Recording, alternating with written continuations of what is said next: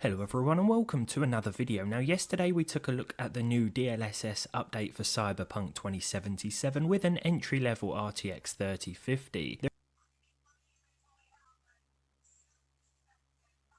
I've run a crazy amount of benchmarks and I can tell you the 5090 is not 2 times faster than a 4090.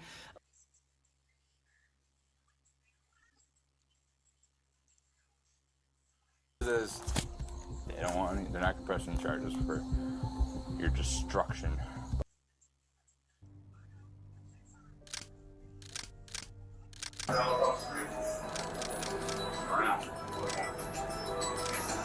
Sir, left the children there? Aaron Doby in Vero Beach, Florida, on July the 2nd of 2022. The pair faced 2 felony charges of child neglect after allegedly leaving their 3-month-old and 18-month-old children unattended in a hotel room at the Vero Beach Inn and Suites to gamble at a nearby arcade. I'm Tyler, and this is your daily dose of crime. This is one of the most retarded ass intros. The incident began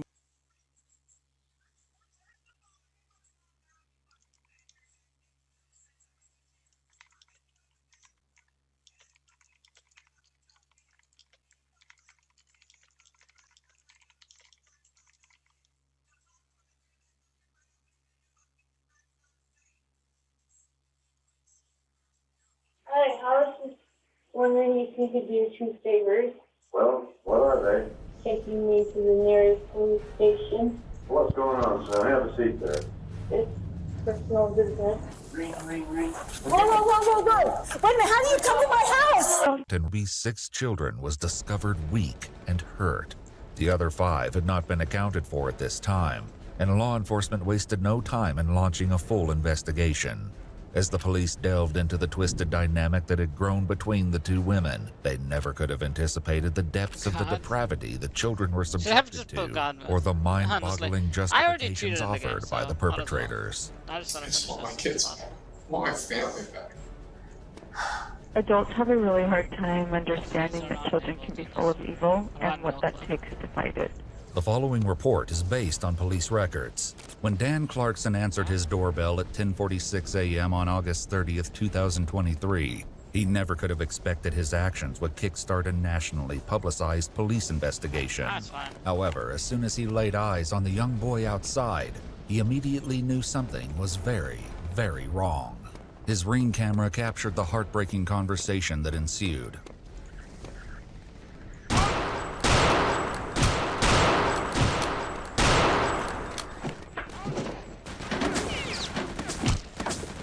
Bot Rix has correctly joined the channel. Yes. Hi, I was just wondering if you could do 2 favors. Well, what are they? Taking me to the nearest police station. Well, actually, just one's fine.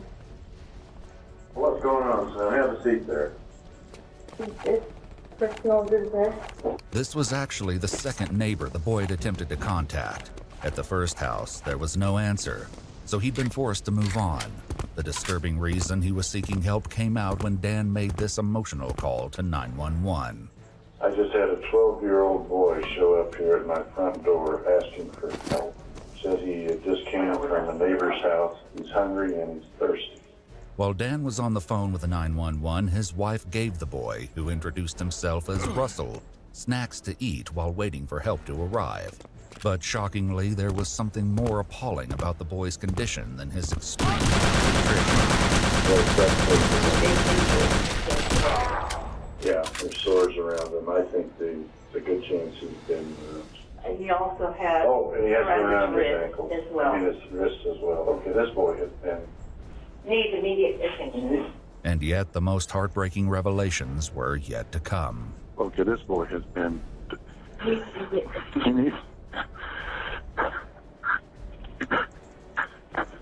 This kid has obviously been... I think he's been detained. He's obviously covered in wounds. He says what's happened to him is his fault. We need the police here now. The police and an ambulance were already on the way. During the tense waiting period, nutrition. I think the good chance he's been. And he also had. Oh, and he has been around his wrist ankle. as well. I mean, his wrist as well. Okay, this boy has been. Needs immediate attention. And yet the most heartbreaking revelations were yet to come. Okay, this boy has been. Needs immediate attention. This kid has obviously been. I think he's been detained. He's obviously covered in wounds. He says what's happened to him is his fault. We need the police here now. The police and an ambulance were already on the way. During the tense waiting period, Russell revealed that he'd been staying with his mother and her friend, Jody Hildebrand, since May.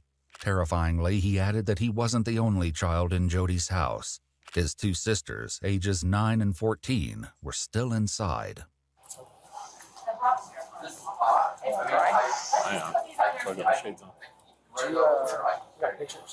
I'll take more. As Russell underwent medical assessment, more police officers arrived. We need to identify that house. And if there's 2 other kids there, we need to go do a security sweep of that house and help them. They were about to realize that they'd gotten there in the nick of time.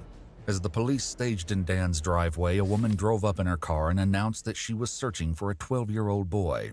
She gave her name as none other than Jody Hildebrand, the woman Russell said his family had been staying with. Cleverly, the police didn't tell Jody how much they already knew. They just took down her address and said they would come to speak with her shortly. She didn't have to wait long. Is it really hard to go with guns?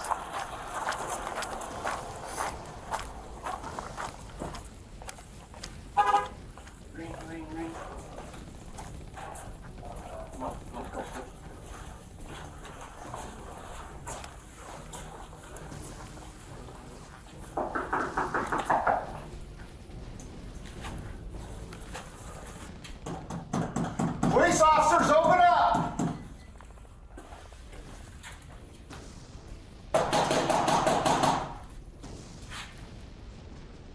Got movement right here. Right there. Contact. Got movement. Open the door!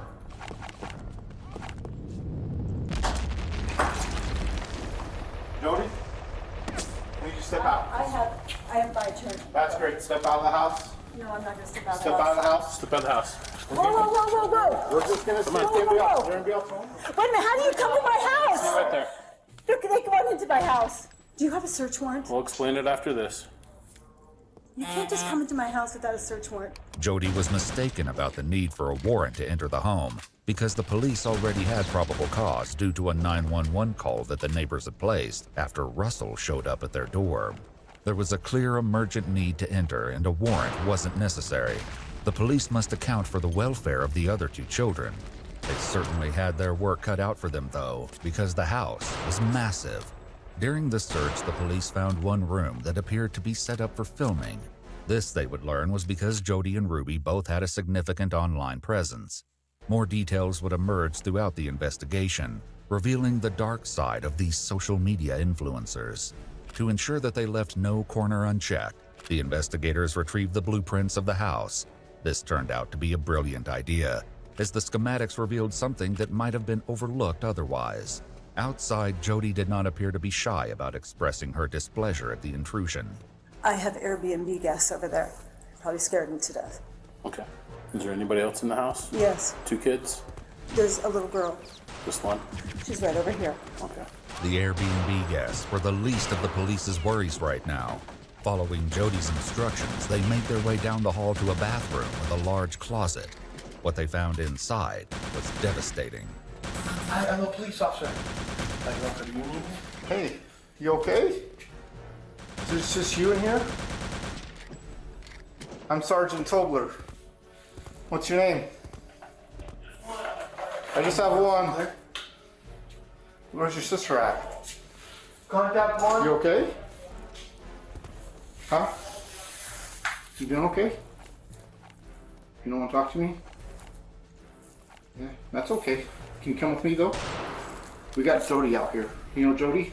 According to the information Jody gave, this was Russell's 9-year-old sister Eve. We want to be best buddies, but we're getting a little mad here because he won't give me his shoes. Guess what? I learned how to ride a bike with no training wheels. Come here, I'll show you. Despite the officer's gentle approach, she sat eerily still and quiet, hardly giving a sign that she could even hear him. You take your time, bud. I'm in no hurry. I'm a police officer. Did you know that? I don't mean to hurt you at all.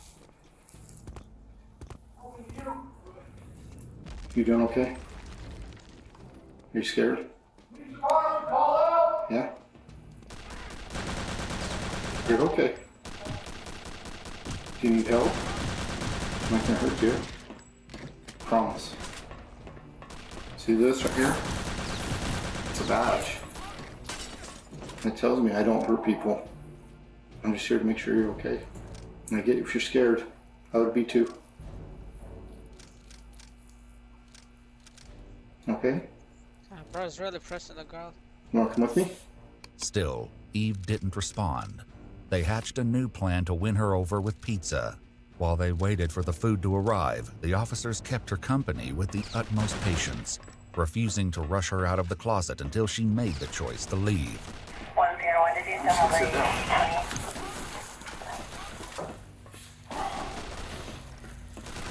It's okay if I just sit here with you. We don't have to say anything if you don't want to.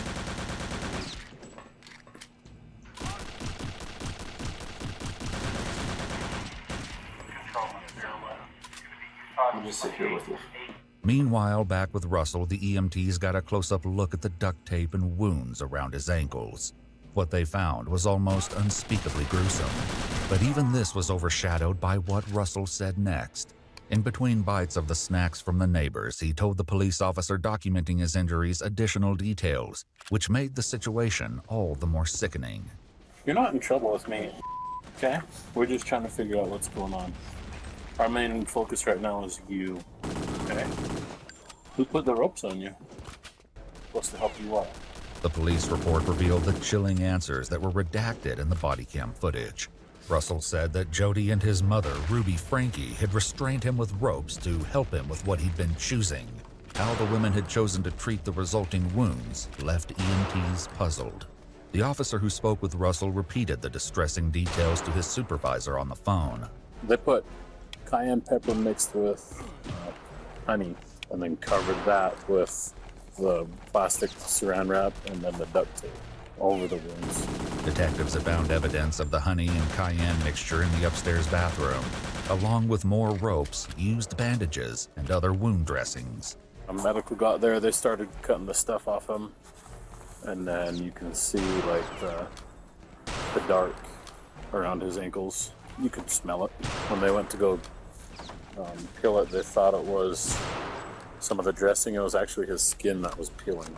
Obviously, the police wanted to talk to Russell's mother to understand what could possess someone to treat a child in such a manner. As of yet, though, Ruby Frankie, along with Russell's older sister, were still unaccounted for. Jody certainly wasn't sharing where Ruby was, as her behavior became increasingly strange as the house search continued. When this officer seemed unreceptive to her stare, she tried a different target. You waiting for me to say something, or? Okay. Inside, the search went on for more children, especially Julie, the older sister Russell said was at Jody's house. There was no sign of her yet, so the police decided it was time to confront Jody about what they'd found when referencing the blueprints. A safe room in the basement, locked with a vault door. I have a question for you. Yeah. You have a room downstairs that has a safe wheel on the front. How do we get access to that to ensure that there's no one else in this home?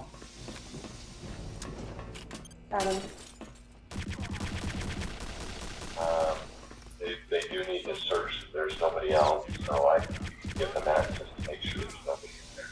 After further back and forth to get the lock combination from Jody, a team returned to the basement to open the safe. Upstairs, additional officers were still trying to gain the trust of the little girl in the bathroom closet. Found dead skin.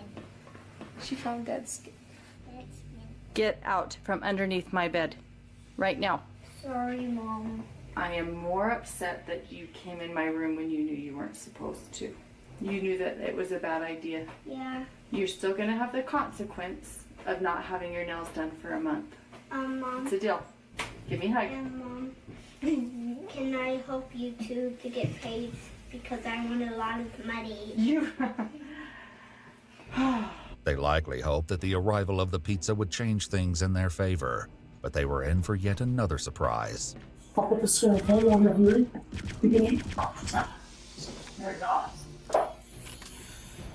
Despite how painfully thin she appeared, Eve didn't go for the food right away.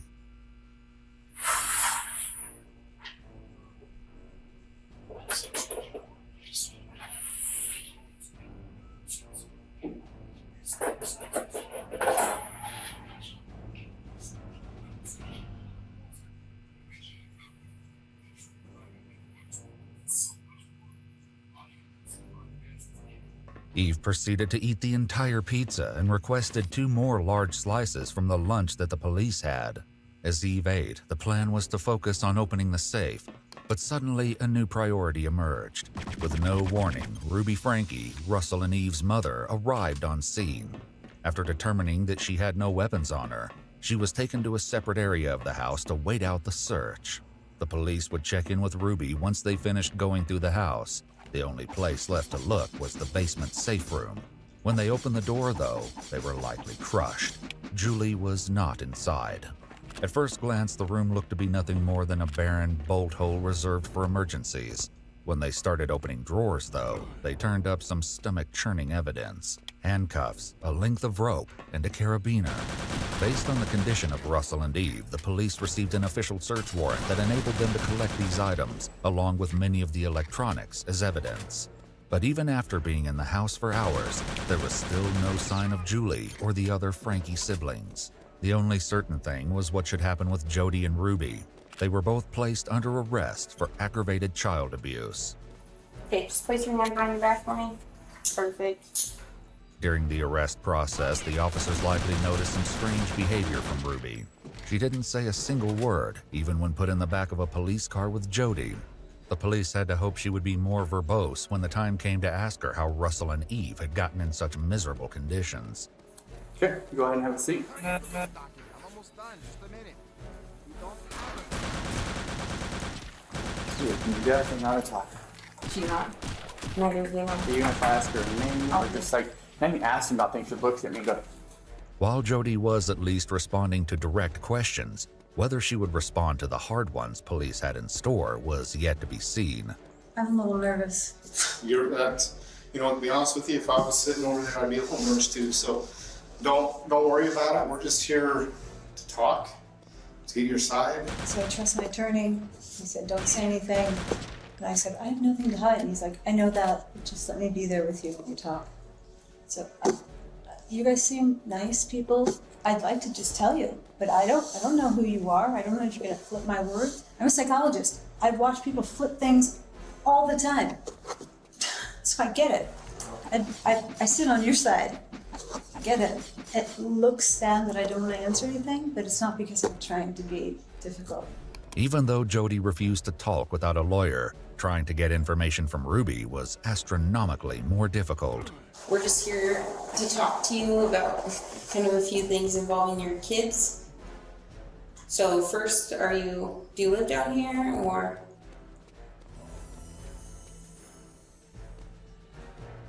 Or do you live up north? She's autistic.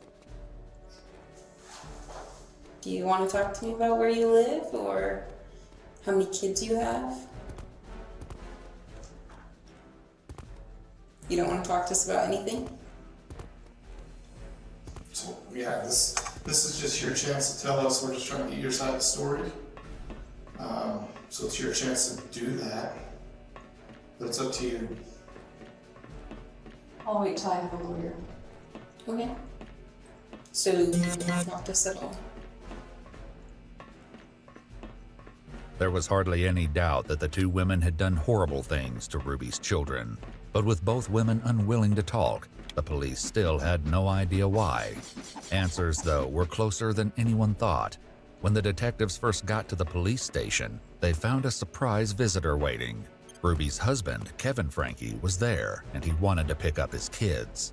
With so many burning questions pertaining to the Franke family, Kevin was detained and taken to a third interrogation room where he was read his rights. How did you find out that you needed to come here? Street. I received a message that I needed to come pick up my kids from the police department in Highlands. And who was that message from? Well, I prefer not to say right now. Does it make sense that that would happen? I'm just not aware of anyone who did that from our department. Right. And I'm not comfortable saying right now who reached out to me. Okay. Was that Jody? I'm not going to answer that question. Kevin was keeping quite close-lipped. However, it wasn't all bad news. Back at Jody's house, Eve finally seemed to be warming up to law enforcement. You don't want to talk? Okay. Is my son and all you want to talk to her? It's okay to talk to me.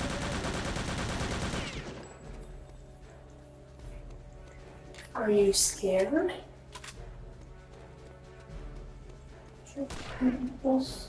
We helped your brother. And we got him some help too.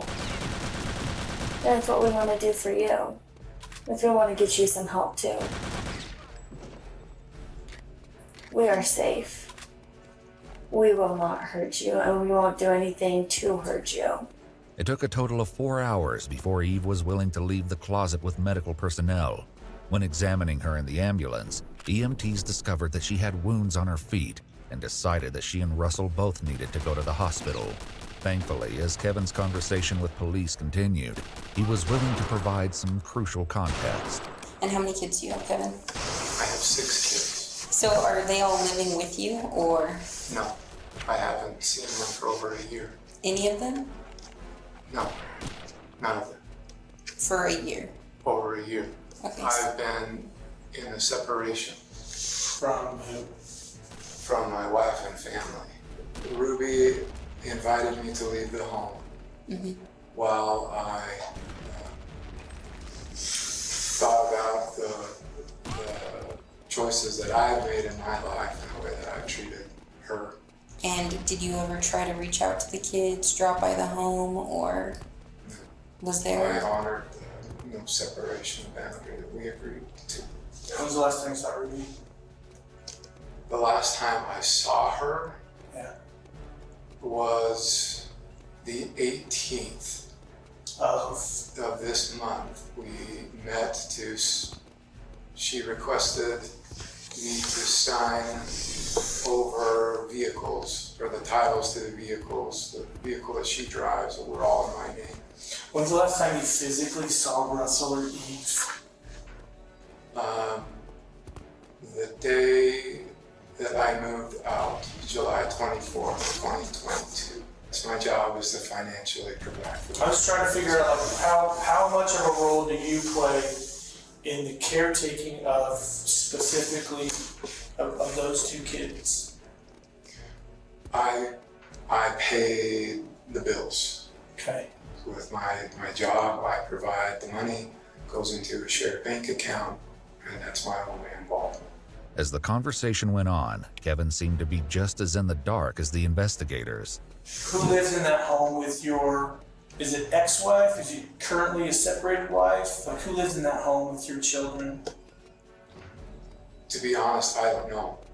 I know that she's there with 4 of the children, and our 2 older children have moved out. This likely came as a shock to investigators. If there were 4 Franke children still living at home, that meant they weren't just missing Julie, but another one of Russell's teenage sisters, Abby. Before launching into a frantic search, the detectives decided to finish talking to Kevin, hoping he could give them an idea of where to look for the girls. As the conversation went on, though, Kevin's story only got stranger. Who's this female Jody that your wife lives with? Do you know a female named Jody? She is a therapist and a life coach, I know, and she's Do you respect her? Do I respect her? Yeah, I think she's a very honest, truthful person, yes. Okay. Is your wife a partner of hers? Is your wife a roommate with her? Your kids are living in her house is what I'm trying to say. I'm not aware of that, but I know that they've been in business for the last year filming, so every week a podcast goes up and I listen to it. What's the name of it? Connections with an X. This would explain the film set discovered in Jody's house. As it turned out, Jody and Ruby both had a significant following on Instagram and YouTube. Jody was a therapist, and her accounts focused on counseling and family dynamics in alignment with the Church of Latter-day Saints, of which she and Ruby were both members. She called her program Connections and had written several books sharing her methods, and even taught online Zoom classes on the topics of family health and harmony. Ruby, meanwhile, created more slice-of-life content, cataloging daily life with her family as members of the Mormon faith. Her main platform was a YouTube account titled 8 Passengers, supplemented with an Instagram under the same name. In due time, the police would learn that the content made by Ruby and Jody had become unimaginably twisted behind the scenes. Are you involved with their business efforts, or no? And were you involved in the 8 Passengers account with your family? Yes. I was in the videos. Recently, Ruby's online presence had undergone a shift.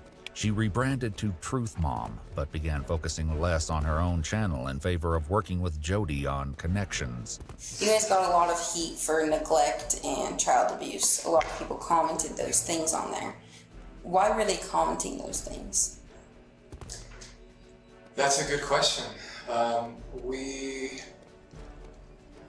We had a son who was acting out in very selfish behavior. Is this Chad or? Yes, this was Chad. And none of this is strange or odd. You could get on YouTube and find out all sorts of stuff on this. Eventually, Ruby stopped posting on her private YouTube account altogether, which Kevin said eliminated 90% of the family's income. Her last video on Jody's channel, though, had come out just 2 days ago. In the interrogation room, Kevin shared more about the situation, which led to public outcry against the Frankies. He was being very cruel and mean to his siblings that he shared a room with, and so we removed him from the room. And we said, you can sleep anywhere you want. Sleep on the couch, sleep on the pull-out bed, sleep on the floor, I don't care, but you're not sleeping in that room with your brother. He chose to sleep on a beanbag. So 9 months later, he had made a lot of changes in his life. And he was ready to, and we had moved by that time. And so we had a new house, and he was ready to move into his own bedroom. Made a video about it. And in the video, he mentioned something to the effect of, I've been sleeping for 9 months on a beanbag. And that is what all the uproar was about. This wasn't Ruby's only run-in with the law. Shockingly, just 5 days before her arrest, she'd been pulled over while driving, with her kids in the car. Hello. You know how fast you're going right there? No. Okay. Got you going 57 in a 35. Ruby was sent on her way with only a speeding ticket. Back with Kevin, he explained that the situation with his oldest son, Chad, was the catalyst for Jody getting involved with the family. She was hired as Chad's therapist and had the boy personally paying her $900 a month.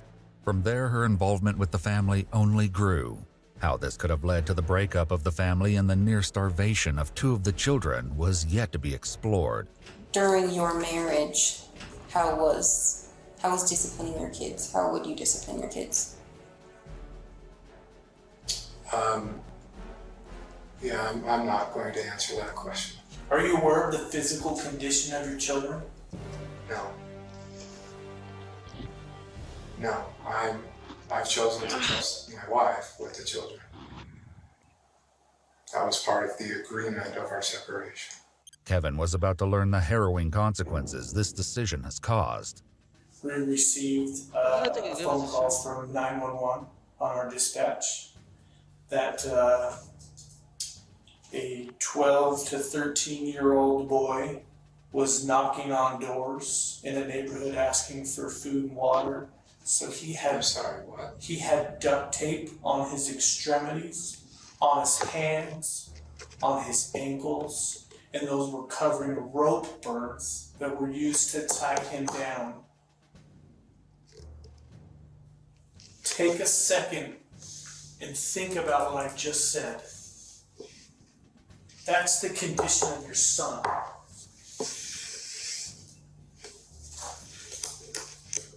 Given that information, your son was taken to the hospital.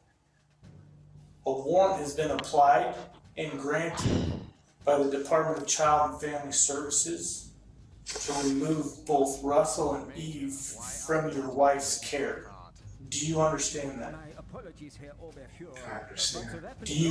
Would you condone that behavior? Would I condone that behavior? That's my job. My job is to find out your knowledge of the treatment of these precious children. Understood, Major. Perfectly, Herr Oberführer. No. But again, I don't know the details, or I don't know, but as you described that sounds horrible, disgusting. No human being should be treated like that. The investigators stepped out to give Kevin a few private moments to come to terms with what he'd just learned. When the investigative team returned 10 minutes later, Kevin took the opportunity to ask a burning question. What's going to happen with my wife? I love my wife. He's not even worried about the kids. I'm being honest with you. I don't know. Haven't had anything to do with I don't know those charges against my wife. Possibly.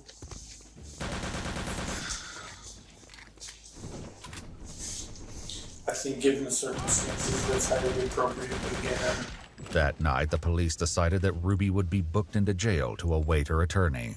Even this, though, failed to get a reaction from her. Makes you want to let you know what criminal charges for, so you're under arrest.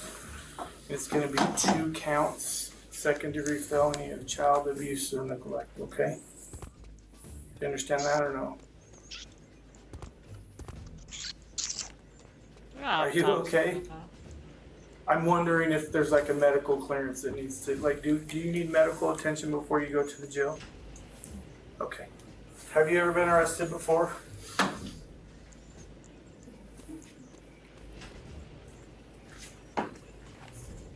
I'm just concerned about you. I know you don't believe that. But I've had an opportunity to talk to your husband and kind of worried about your circumstances and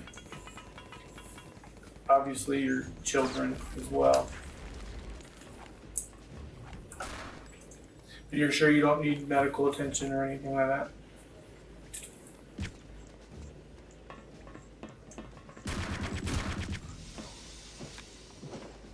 Jody, too, was escorted to a police car to be transported to jail facing the same charges.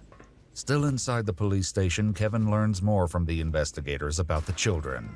And so, I mean, this feels like getting run over by a steam truck while you're sharing today. Yeah. I can tell you're caught off guard. I thought I was just coming here to pick up my kids, and for what, I don't know what or why, but... And I was planning on taking them back with me. Everything you're sharing to me just sounds like a made-up story. Like, I have no idea what you're talking about. Like, it's just, it sounds like a horror movie.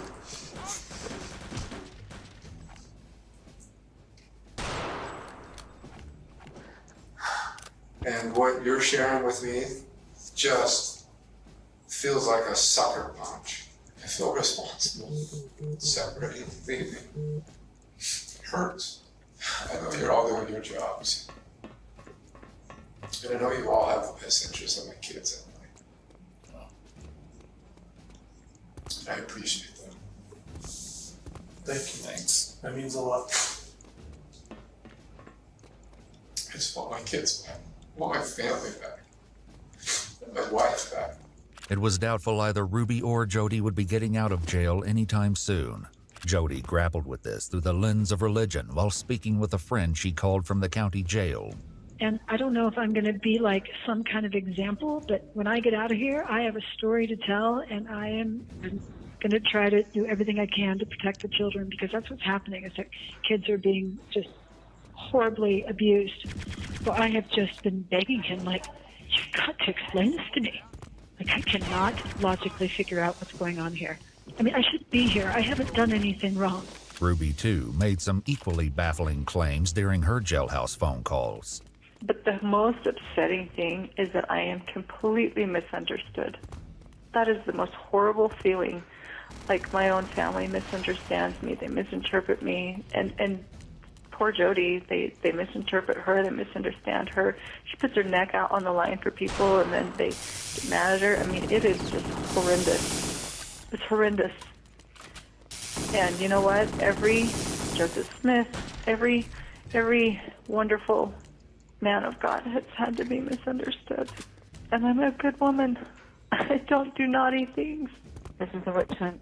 It wasn't all dark and twisted news, though. In a stroke of luck, the police located Julie and Abby.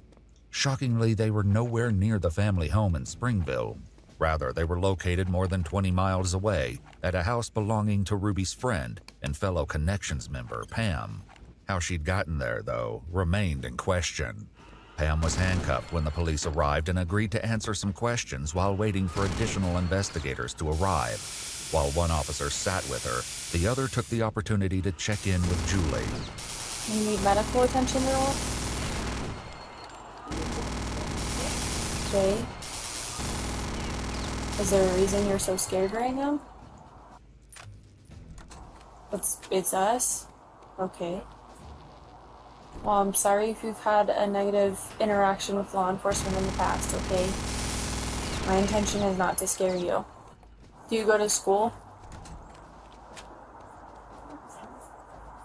Down the driveway, Pam was unhandcuffed when investigators arrived from Springville. She told them that she'd received a call from Ruby asking her to pick up two of her daughters while she dealt with a family emergency.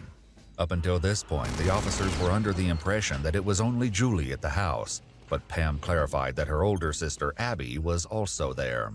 Thankfully, neither she nor Julie appeared to be in physical distress like Russell or Eve. Julie and Abby appeared hesitant to go with DCFS representatives when they arrived, but were safely taken into custody to await the outcome of the investigation. The uncertainty over Abby and Julie's whereabouts had been answered, but so many questions remained. First and foremost, the quandary of what could have happened to leave Russell and Eve so frail and traumatized. Kevin returned to the police station with his lawyer for a second interview. The additional details he was about to share were nothing short of astonishing. Have you found the pen papers? The pen papers. So it described all of the visions and trances and everything that Jody and Ruby went into. How thick would you say it was? It was like 3 inches thick or so. And there were hundreds of pages of written documents. It's something Jody would not want found. Yeah. But she wouldn't want to destroy it. Because we do have Ruby's journal, which is from those dates that you mentioned. These things are going to be so... The stuff she wrote in the pen paper, she would not write in her journal. The stuff she wrote in the pen papers was not intended to be read by anybody until God would decree them to be written as scripture for the whole world to read.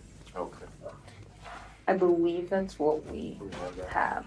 It wasn't certain whether the documents found by the police were actually Ruby's pen papers or just a journal. Regardless of what they were called, the contents revealed a wealth of heinous secrets. On July 10, 2022, Ruby wrote, "Eve and Russell have been in so much deviant behavior they won't control their bodily functions. I never would have suspected the cold, dead heart Russell has." Ruby echoed these sentiments in one of the phone calls she made from jail. Adults have a really hard time understanding that children can be full of evil and what that takes to fight it. According to the journal, Russell and Eve were locked in closets, made to do physical labor, wall sits, jump on a trampoline, stand out in the rain. and carry heavy boxes up and down the stairs for hours on end.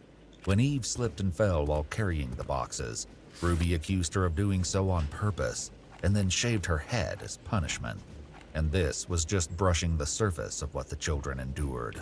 I've never had a kid quite like Eve, but she does not like to sit and listen. I don't know if that's just her personality and she just needs me to be more strict with her than what was required with some of the other kids, or if she is displaying hyperactivity tendencies. So I'm gonna try to figure that out today. I honestly don't know which way it's gonna go. She knows that I mean it and I'm gonna carry through with it. If she absolutely is not capable, then I'm going to maybe take further measures to figure out if there's hyperactivity tendencies going on, or if she stays and she's really good and she listens, then it probably just means she needs a little bit more of a strict routine with her. According to Kevin, the fight against so-called evil had not originated with the children. In fact, the downward spiral had begun more than a year prior under some very strange circumstances. We went out to like a dinner afterwards, and that's where Jody really opened up to the women in a private conversation that she believed she was being tormented and haunted by shadow figures every night. And that was spooky. Ruby also revealed that Russell and Eve still sometimes failed to control their bodily functions. She presented this as a method by which they defied her. Back with Kevin, he alleged that Jody's experiences had rapidly grown more intense. She was walking along the beach with Jesus, and Jesus challenged her to go walk on the water, and it was a whole lesson on walking on the water. And that was still just the tip of the iceberg. The more investigators read of Ruby's journal, the more depraved the story became. Tuesday, big day for evil, she wrote on July 11th. All night, Eve screamed and cried and hit her head on the tile floor. Today, Jody confronted her. Eve admits to putting on a show for her mother. Eve said she wants to be pitiful. When the investigators read on and learned what torment Eve had endured to reach this level of desperation, they likely didn't know whether to be enraged or heartbroken. Jody mentioned her experiences with what she called the spirit in one of her jail phone calls. When I feel the spirit, I have two physiological reactions. I get really shaky, like I'm shivering, like I'm cold, or I feel heat, like I have a fever run through me. It felt like I was burning up, and I was just shaking with gratitude. Like, here's your answer. Here's what this is. Back with Kevin, he revealed that while Jody's alleged visions had initially seemed positive, things quickly took a much darker turn, and things changed inside the house. There was a lot of satanic ones. When she would go into possession mode, she would talk in like different voices. It was really creepy. But the voices would say, "She's ours, we're not letting go. She is Satan's bride. She's mine. I'm going to marry her." If she was faking it, she believed that Satan wanted her as her bride. The journal revealed that Eve experienced horrific punishments. "This is the day Eve anticipates breaking her 2-day fast," Ruby wrote. "I let Russell know she has hardened her heart and will do one more day of fasting to invite her to humble." Eve flips out and begins ranting. All day, Eve makes rhymes about "my mom starves me" and calls it fasting. In his second interview, Kevin continued his description of what it was like to live with Jody. I can't explain some of the stuff that happened while we were there, like crashes in the basement while we were talking upstairs, and plates like in the kitchen just flying off by themselves, like full speed, smashing on the wall and falling to the floor. And I don't have any way to explain it other than there's some crazy going on. On other occasions, Eve was doused with water in the dog wash and made to sleep on the basement floor, and it only got worse going forward. Kevin, too, said that back in 2021, the situation with Jody took a similar downward trajectory as she became increasingly entwined with his family. But it reached the point where in August, her bishop at the time, he's not her bishop anymore, but I mean, he was going over there every night And he'd be there for like 4 hours. Then he'd be like, I'm fighting evil spirits. I'm casting demons out. I'm crazy stuff going on. And finally he got to the point where he's like, I can't do this anymore. Like, there needs to be some sort of resolution. After the bishop left, the first attempted fix was for Jody to move in with another family involved with connections. The opinions Kevin shared about what happened with that family reflect only his beliefs, and we have not been able to verify them.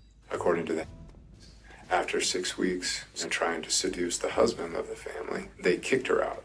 While there was no way to prove that Jody had been held against her will, the police knew for a fact that Russell and Eve had been. Ruby documented one particularly horrific confrontation between Russell and Jody, whom she refers to frequently as G-Joe. G-Joe takes Russell on a little walk to the pool, Ruby wrote. She talks on how Russell has love twisted. G-Joe then pushed Russell into the pool. Meanwhile, Kevin recounted the events after Jody either escaped or was kicked out of the other family's home. It was at that point that they said, why don't you take her up to your house? And I was like, oh, hell no. I don't want this in my house. But I was beaten over the head with it. Like, that's really insensitive. You know, she's done so much to help our family, and you're being selfish, and she has needs, and come on, like, it won't be for long. And so I relented, and I was like, okay. Later in his second interview, Kevin told the police about the drastic changes that took place in the Frankie house after Jody moved in. The moment she showed up in my house, just the weirdest crap started happening. Lights turning on and off, sounds of people walking in walls, and like sounds like footprints going up walls and across the ceiling, and stuff floating around. And I became the resident exorcist. That was the title I came up with myself. I thought it was kind of funny. Whenever she started to like go into a trance and go into possession, which started to be a lot. And Ruby would go up and check on her. It started like every 4 hours at night, and then it moved every... They're going to Norway. The coordinates are 67 degrees north by 16 degrees east. I was ready to start.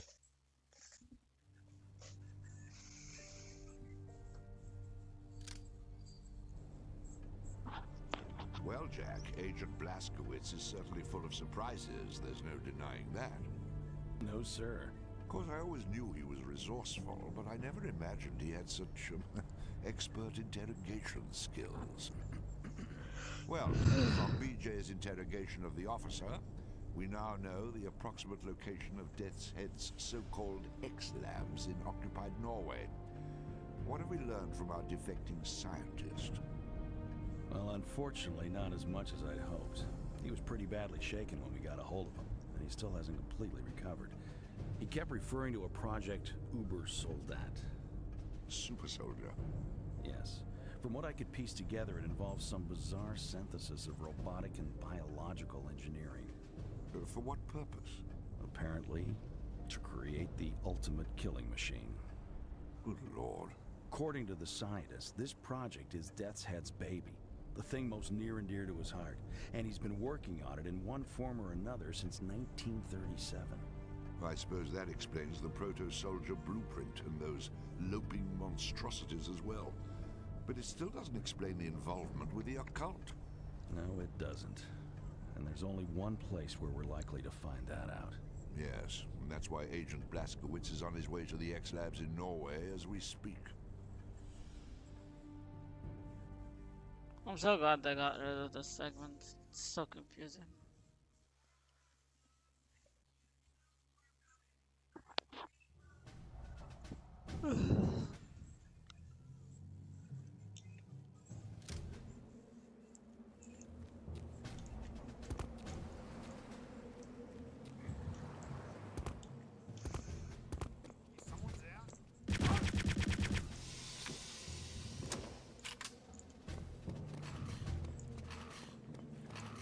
What is that sound? This pile of junk still won't start. Are you still trying to start the generator? No, I'm working on my upper body strength, one arm at a time.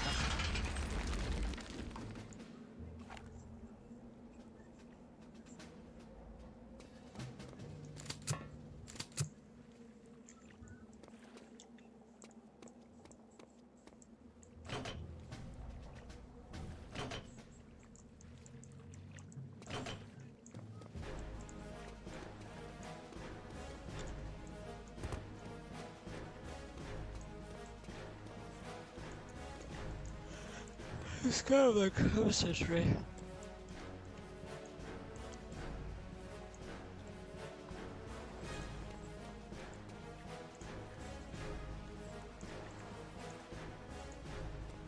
What the hell am I supposed to do?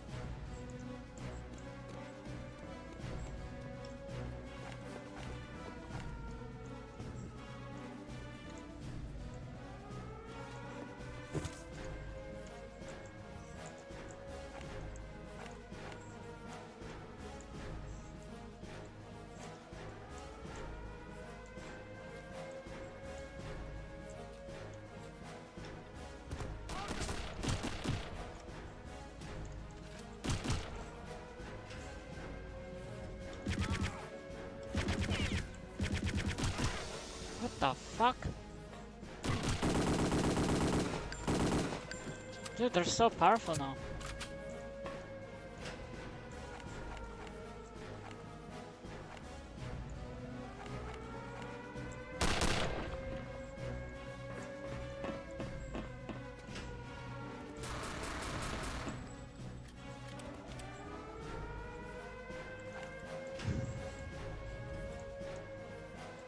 I love how every sound effect is a reference to another game. That's the garage noise. The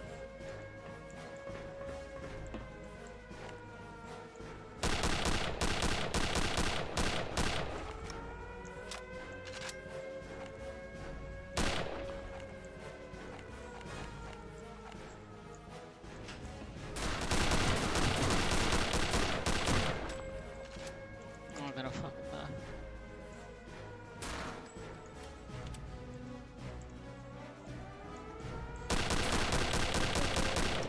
Because they're forcing it on hard difficulty and I didn't even know. I'm not trying to tell this game, I don't give a shit.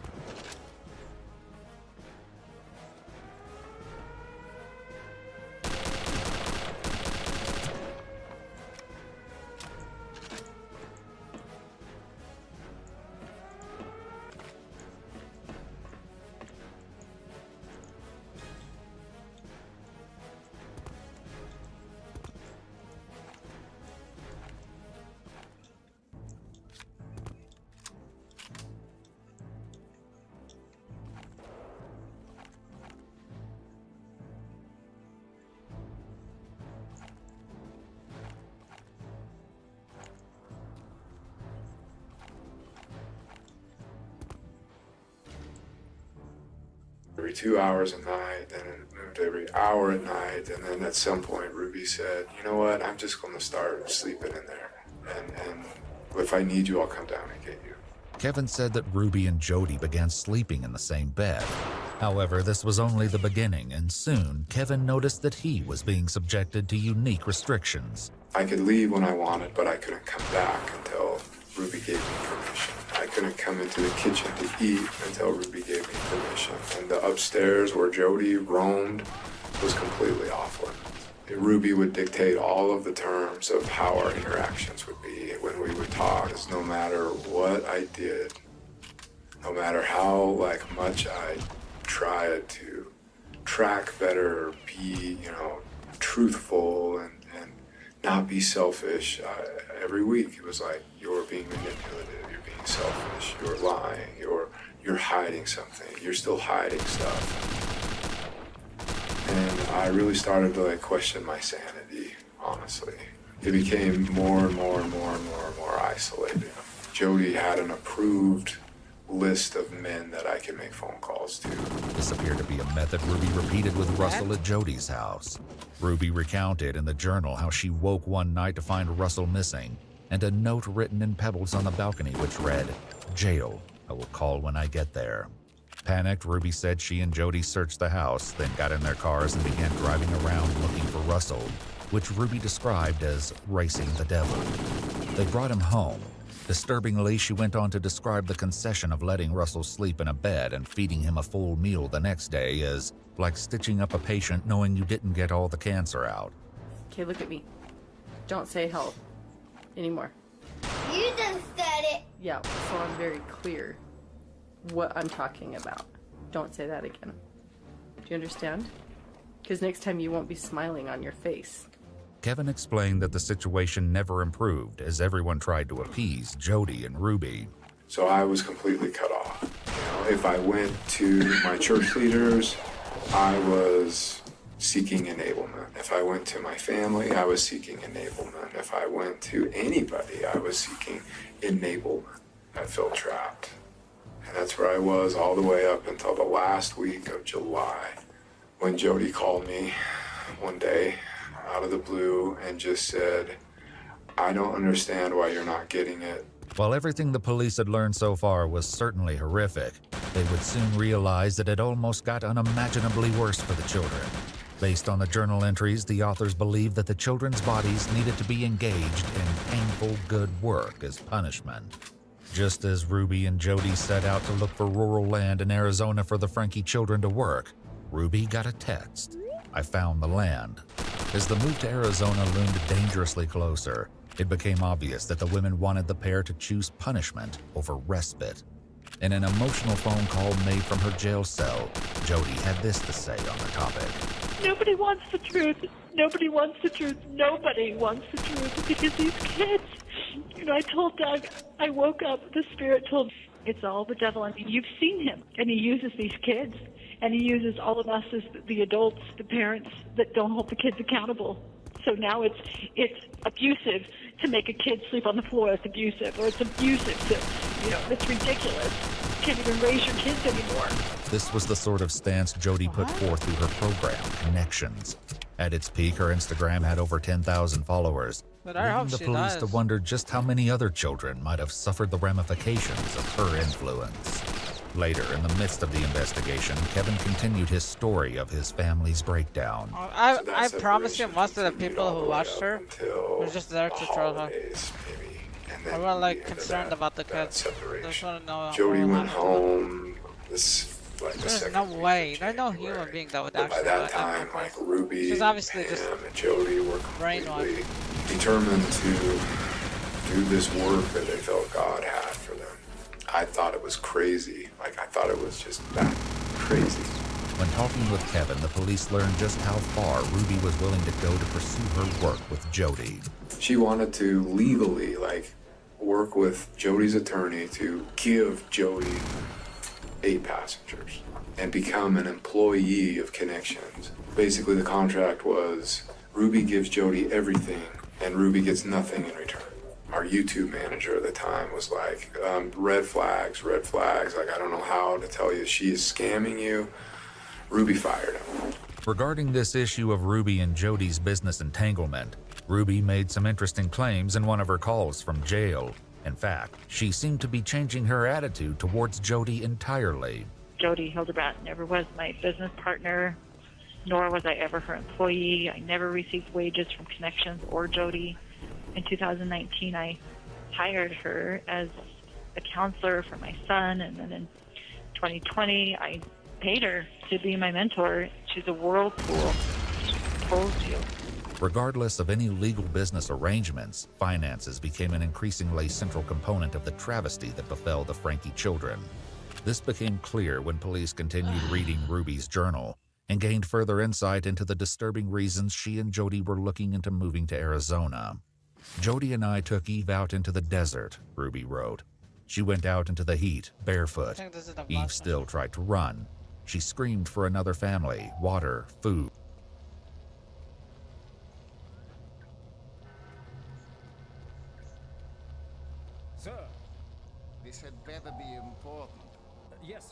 American agent has infiltrated the X-Lab facility. What? Will this fool follow me to the ends of the earth? What are your orders, Herr Oberfuhrer? Dispatch the remaining security force immediately. And if the American gets past the security force? Then I will deal with him. Jawohl!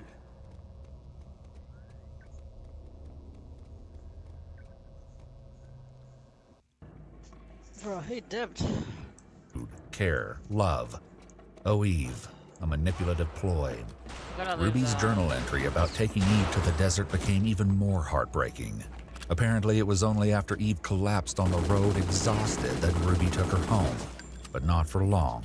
The very next day, Ruby, Russell, Eve, and Julie all returned to the desert. For the next 3 days, the children were made to weed and tidy a cemetery on a nearby Native American reservation. They were not allowed to wear shoes or gloves, despite the fact that there was broken glass and thorns everywhere. At one point, Russell became so desperate to escape the heat that he stuck his head in the toilet. Footage of this suffering was captured by a local, who explained in no uncertain terms to Ruby that she was not welcome there, and that she would be filing a police report. This, Ruby wrote in her journal, was a sign that the devil does not want us to take Russell and Eve out of society. Apparently, relocating to Arizona was their chosen method of avoiding further unwanted attention. One has to wonder how long the plan to get to Arizona was in process, though, based on an interaction Kevin mentioned happened before the separation. Ruby started threatening me with another separation. And just like, this isn't about money, this is about doing God's work. So we continued in that dynamic for the next 6 or 7 months until she went on a trip with Jody and Pam down to Arizona.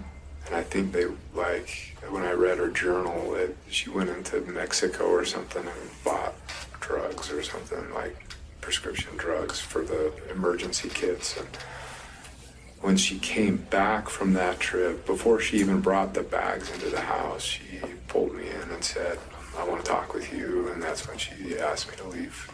And so Kevin left and got an apartment in Springsville. At some subsequent point, Ruby also left the family home for the house in Ivans to live with Jody, where the lives of her children would become a living nightmare. Back with Kevin, he said that when Ruby initiated contact again, he had no idea the sinister plan she had in store for their children. Around that time, things with Ruby started, like, picking up, and I didn't understand why, but, like, Ruby wanted to meet in a parking lot and wanted me to sign over 2 of our cars, wanted me to sign them over to her name. I'm in total compliance mode at this point. Just like, I'm a good husband, you see, you can trust me. Ruby's comments on the journal somehow managed to become even more disturbing. She wrote, "This girl would choose to be shot and die than to humble." Even that wasn't the most disturbing part, though, because after locking Eve in the closet overnight, they decided to treat her injuries from the cactus. Ruby said, "The spirit was very strong as Julie and I witnessed Jody cleaning what did not deserve to be clean." Kevin continued his story, discussing the moment he found that his family had disappeared to live in Ivans, leaving their own house empty. But when I returned to the house, everything was packed up, and a neighbor came over and said she asked for the HOA rules and mentioned to him that she wanted to rent the house out. Which I was like, are you kidding me? And she wanted to sell the house, but couldn't because my name was on the mortgage. In another jail call, Ruby revealed that the Arizona scheme had gotten further along than anyone yet knew. One shudders to think what could have happened if Russell hadn't escaped before the move. I pulled the money and I have it in the bag. With you? Do the police have it?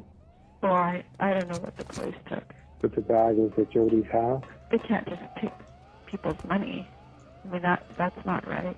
In a stunning twist, the People's money police took. But the bag was at Jody's house? They can't just take people's money. I mean, that's not right. In a stunning twist, the person on the other end of the phone was none other than Kevin himself.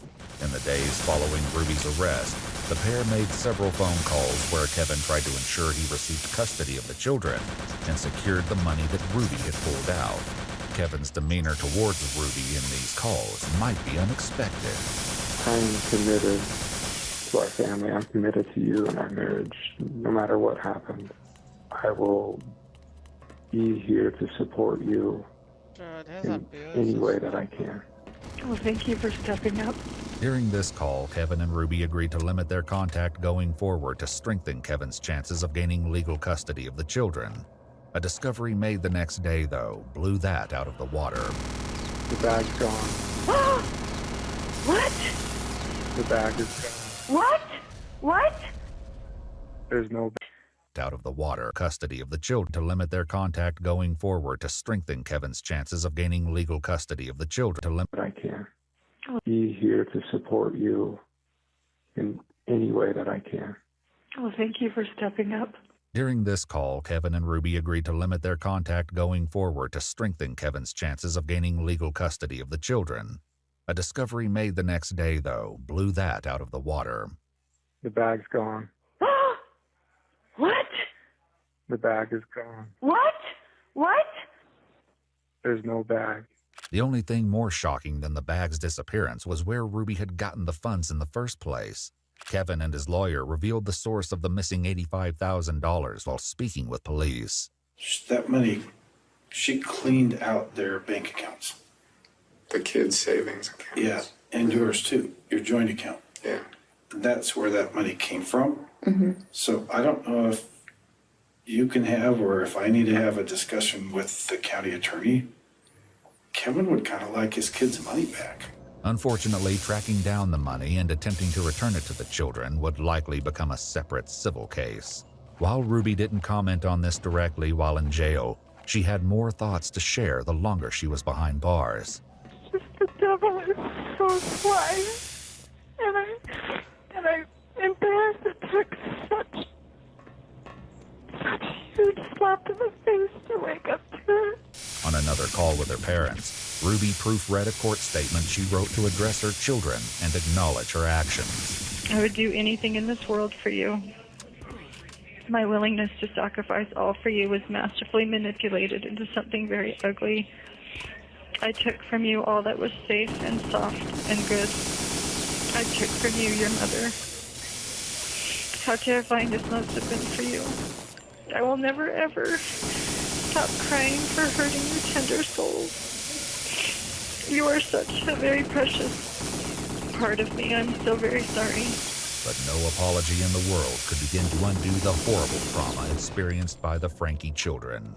In contrast to Ruby's attempt to make amends, Jody's response was the same as it was at the beginning of the investigation. The Lord says that first they'll lay their hands on you and persecute you, delivering you up to the synagogues and into prisons. And the children shall rise up against their parents and shall cause them to be put to death.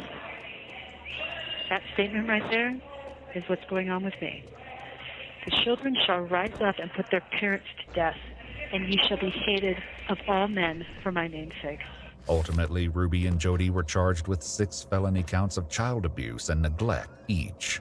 Rather than go to trial, Ruby and Jody pleaded guilty to 4 counts of child abuse. Though their cases were adjudicated separately, they received the same sentences. On each count, Jody and Ruby were sentenced to serve between 1 and 15 years in prison. The sentences were to be consecutive, meaning both women could be behind bars for up to 60 years, which could be the rest of their lives. Kevin continues to lobby for custody of his children, who were taken by DCFS and placed in foster care. The Frankie's oldest daughter, Sherry, is writing a book about her upbringing and has requested the public respect the privacy of her younger siblings as they attempt to recover. While their current status is unknown, we can only hope that the Frankie children are at long last experiencing the kindness and gentleness that they deserve. This is insane. What are you people trying? Just for the feces for a rat? You guys are here for a little rat. Mother was a clown. You think they're gonna hit you after I'm gone? I'm better than all of you. I'm not saying I'm racist, but I can be racist in a way.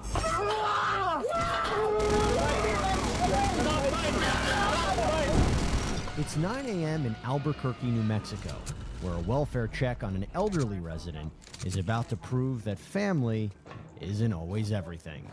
Because of the feces?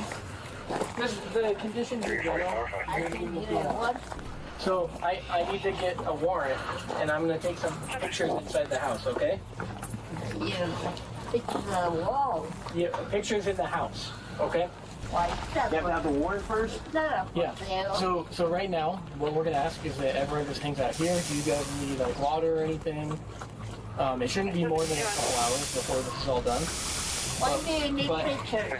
Pictures of what though? What evidence do you have?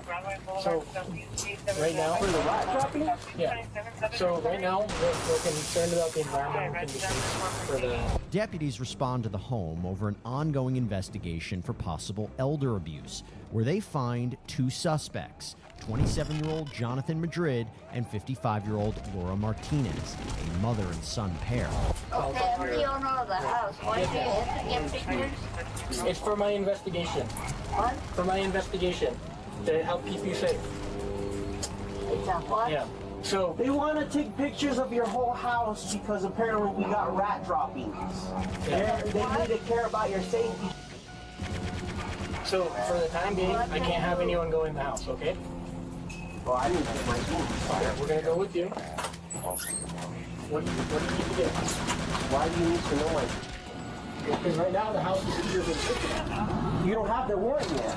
It doesn't matter. We're allowed to secure it. Well, I need a court order first. Can I go in? No, I need to go in. We'll go in one at a time. Sit down for now. I know, but I have things to Okay, do. so we'll let you get your things. Sit down for a second. What is going on? We just Do I really need to? This is ridiculous. No. You guys are coming in this house without a search warrant. You need a Kevin, you need to tell us something. Laura. You know what? This is ridiculous that you guys are coming in the house like that. stupid empire. But why do they need to come in the house? Okay. We can talk about it. Psychopaths. We can talk about it over here. People are mentally ill. You guys are gonna get me We're sorry sick. you think that. Dude, you guys are the evil government. I know how you guys are. I'm sorry You got 3 face cams. I only have one. Well, there's one in there, and then you got the other triple pipsqueak over there. Okay. But right now, This is insane. What are you people trying? Just for the feces for a rat? You guys are here for a little rat. We don't carry knives. We don't carry no guns. We don't have weapons like that here, I'm happy to hear that, but we have to do our investigation. That's the problem. It's their job. It's It's our their job job. to do this. I hope you would want us to do this for someone else that lives around here. Deputies try to reason with the suspects when they quickly realize reasoning may not exactly be their strong suit. I don't really care for people I need to anymore. You call guys are Raoul. animals, to be honest. I need to get You guys Raoul over you here see how many right people now. are killing each other? This has to stop. Anyone else to die though? But it's gonna keep happening. You guys are not God. Well, You say that's you why got we're God, trying but to God's the one who controls all these. Yeah. I need to go get He my can phone. get rid of all of us and Can throw I us go down get my there. phone? Because, dude, this empire, I'm sick and tired of it. Where are you going? I'm going to my room. You want to take? Yeah, I got it.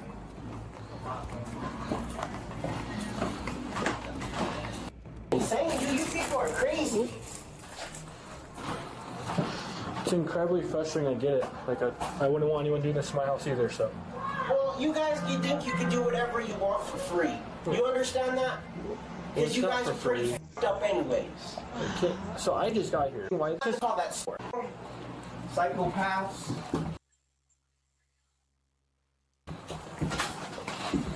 Can't even stay.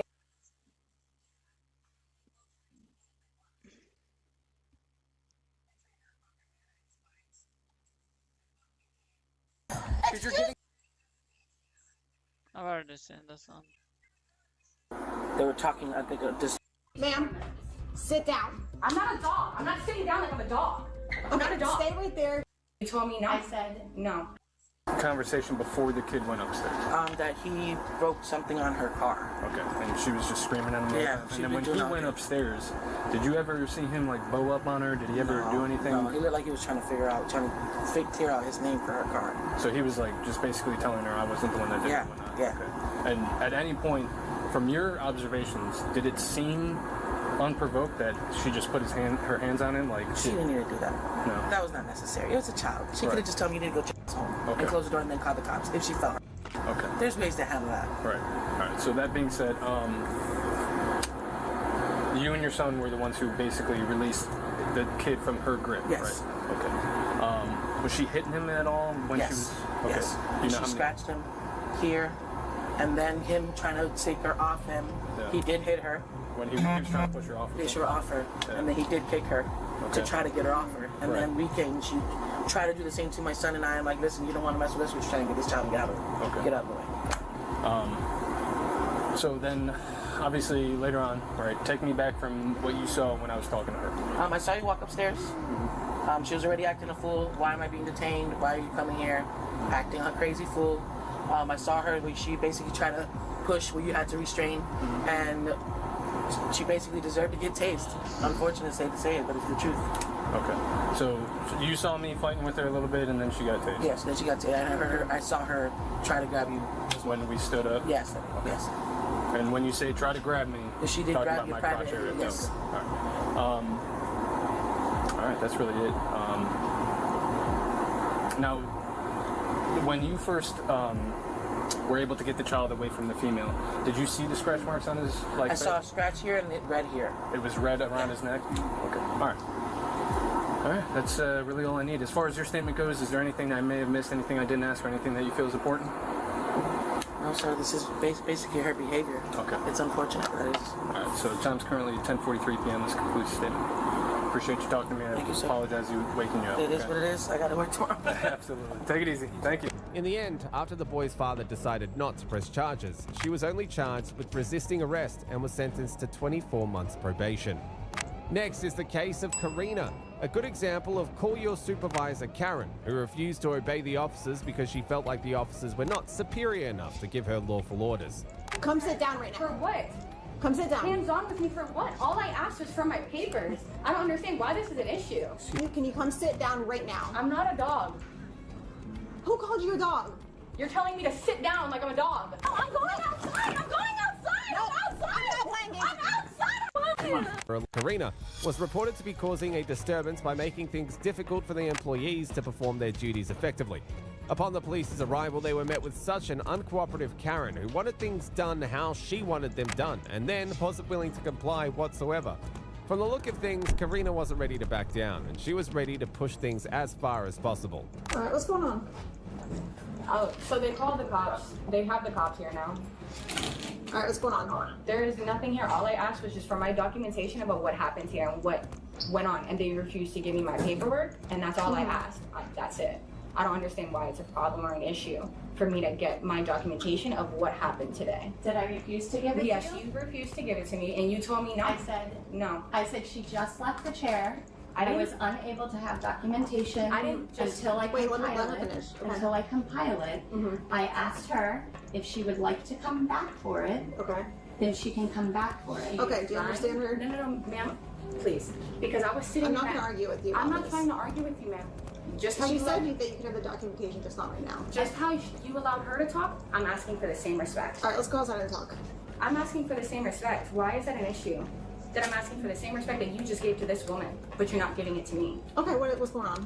The problem is, I was sitting down, okay, waiting to get the documentation before I got the documentation, which was asking for the things that were done here today. They told me, oh, you don't have to pay, you can just leave, it doesn't matter. They told me I didn't have to pay, I could just leave. When I told them I had the money to pay for today, and what happened today. And so what's the issue? The issue is all I want is documents that happened today so that way I can take it and I can get the work done that I needed done. You heard what she said, right? You can get it later. But why is it an issue for me to get it? Okay. Here. Alright, you can hang up the phone. He's not part of this right now. Okay, so I can come back later and pick them up? I told her I would mail them to her address because they don't have an address on and I asked her to write it down. Alright, hang up the phone. This person's not a part of it. Okay. Alright, so you're gonna have to leave the property now. If you come back here and cause more issues, we're gonna have a bigger issue, okay? They do not have the documents ready for you right now, and that's the end of it. Yeah, that's it. Cool. Okay. What was it? That's such a problem. Because they don't have an address or a place to send it to. She does need to write Can you give her one? Why? They already told me I have to leave. I have to leave the premises right now. If you want them sent to you, then give them the address. It's very simple. Yeah, what address? House. And, They just told me to leave the premises and I can come back and pick it up later, right? Why do I have to have it mailed? Why can't I come? Well, it's gonna take me a minute to do it, and the way she was acting, I couldn't have her. If you guys are sitting here with her, I'll do it. But I don't care. It's up to you guys. That's fine. I just want my minute. I'll stay here while you're here. I'm just, when I can come back and pick up my documentation, I will come back and she's gonna print it up right now. Okay, all right, just come outside. I don't know. I don't know. We're gonna wait outside, and she's gonna print it up while we're here. I thought she just said that they can't. Yeah, go wait outside. Just wait outside. Go outside. Go wait outside. She'll print it for you. Yes, Daddy. The officers tried to de-escalate the situation as they reasoned with her Yes, and Daddy. pretended to leave the premises, but didn't actually leave. A simple instruction led to a chain of arguments visibly showing that Karina had an eye for trouble. Are you gonna wait for the documents or not? Hello? Oh my god.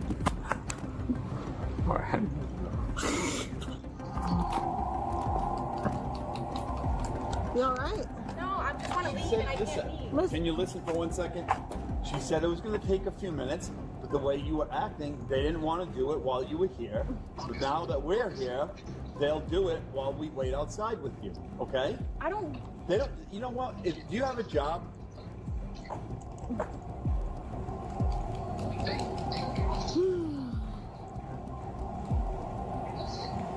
Thank you, officer. I will wait right here. When we came back. I'm just waiting for the paper that they said that they were just about to bring out. Yeah, and then you left, so we thought you left. No, I left to go for a walk so I can calm down. I didn't leave, but you told me to come back in here when everything was done. So that's what I was doing. I just told you to wait outside, then you... That's what I was doing outside. I was waiting. Okay, alright, can you just sit down and we'll get your documents here in a minute. I'll go for another walk again and wait. Okay, no, don't go for a walk, just stay here. I don't need you walking around everywhere. I need to find where you're at so we can just give you the documents. I'm sure it'll be just another I can come minute. back when the documents are done and I can go for a walk until then. I don't understand why it's a problem for me to just step outside and go for a walk. Okay, can you just step outside and just wait there? Because once they get the documents, we can just hand it to you. I can't be here all day while you're going on You a don't walk. have to be here all day. I can come back in a few minutes when the paperwork is done. I don't understand why that's a problem. Oh, the female cop is kind of Okay. like... Can you just stay here for 1 minute, and then we'll get you your documents, okay?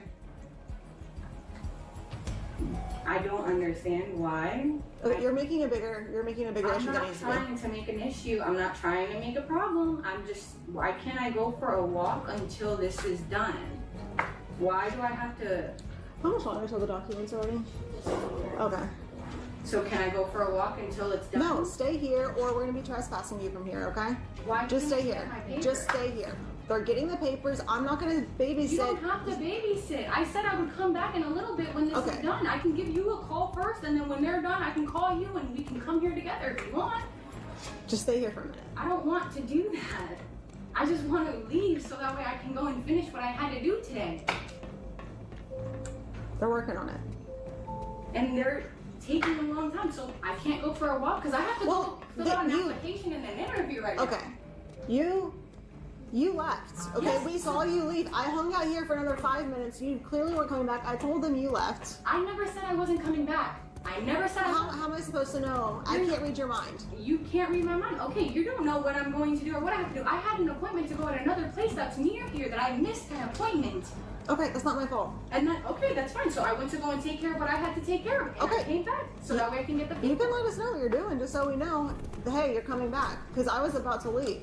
And then they're going to have to call me back out here again, and we're going to have another issue. So then if you want to sit here and wait while I go and do what I have to do, fine. No, we're not doing this. We're not playing. I'm not playing games with I'm you. not trying to play games. I have an appointment somewhere else that I have to be at. Okay, then do you want to come back later today for the documents? I can come back whenever I need to come back for the paperwork and whenever the paperwork is done. That's not a problem. I don't mind coming back when the paperwork is done. You had an issue with it earlier today. No, I did not. You did. That's why I was called here, because you had an issue with it.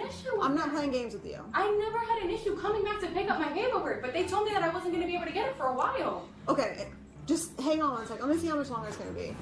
Even when things seemed to be working smoothly and the situation got solved amicably, Karina proved to be defiant.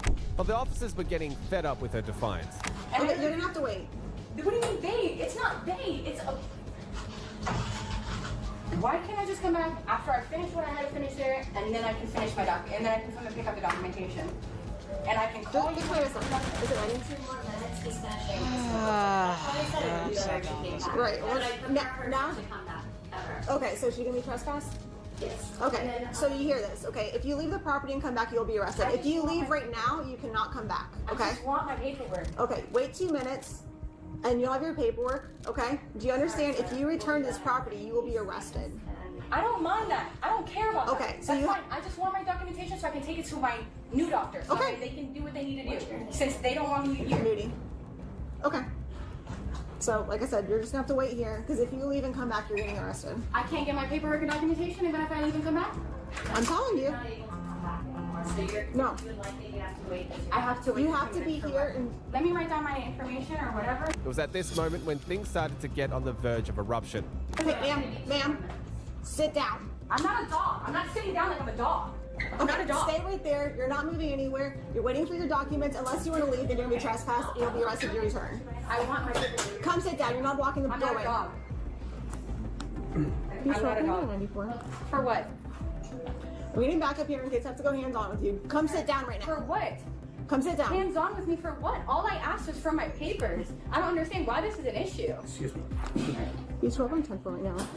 I'm not refusing anything. I didn't know. I'm asking for my documents. Get out of the doorway. You're not going to be blocking the doorway for all these other customers. I'm not blocking the doorway for anything. The door's open. Anyone can come in here. I'm not blocking anyone. Ma'am, I do not want to go hands-on with you. Can you come sit down right now? I'm not a dog. Who called you a dog? You're telling me to sit down like I'm a dog. Yes, I'm get out of the door. Okay, fine. Come stand by this wall. Get out of this doorway right now. Why? Because I'm asking for my papers? Yes. Come stand over here. I don't understand. Okay, all right. For what? Okay, go stand over there right now. I'm not a dog. You're not going to be blocking the doorway. I'm keeping the door open. Anyone can come in here at any time. Okay, my partner's going to come in there. I'm not going. The female cop's really the Christmas. She's just upset because she could get things on her way. Alright. I'm sure she's annoying. Get off the phone. But like you, No, I'm you calling could my have mom. Get off the phone. complied with her. You can't tell me I can't call my mom. Yeah, she can't even call. Like what? Alright, she's trespassed. They're getting her documents right now. I'm waiting. She wants to be argumentative with me. I told her to sit down. She wants to call her mom and stay in the doorway. Mom, they're refusing go wait outside. They refuse to give me my let's go outside. No, I'm not Let's go doing outside. anything. They told me You to go to wait jail. 2 minutes for my paperwork. I'm waiting for my paperwork. I'm opening the doors open, wide open. Go outside. Go to jail. Despite multiple opportunities to leave the premises without getting in trouble, Karina continued to push her boundaries. It was obvious that she felt in charge, but it was just a matter of time before the cops put some humility in her arrogant head. Why am I getting arrested? For what? Why am I getting Get up and go outside.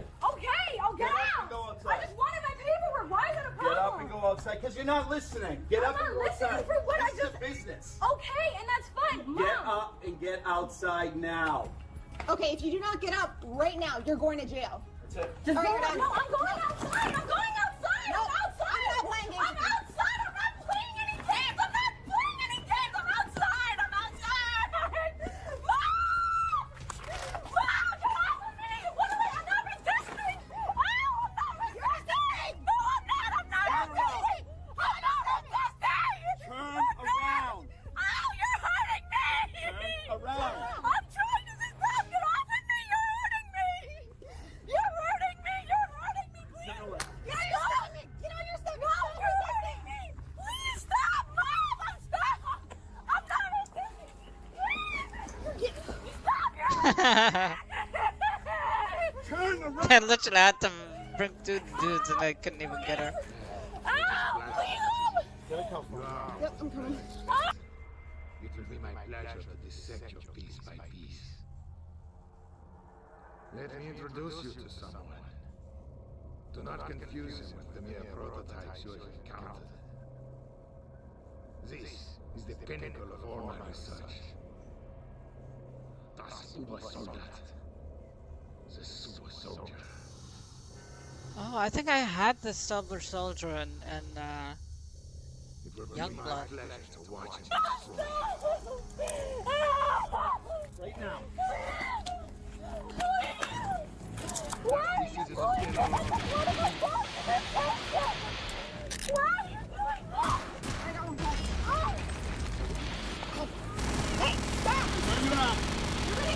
you don't open up. And I put it on the board. Hey, release your hands. You want to get tased? No! Let go of your hands! Back now. No! Hey!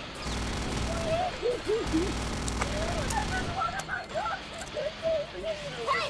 Stop resisting! Stop resisting!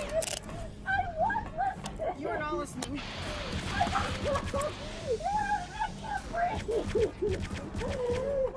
Stop.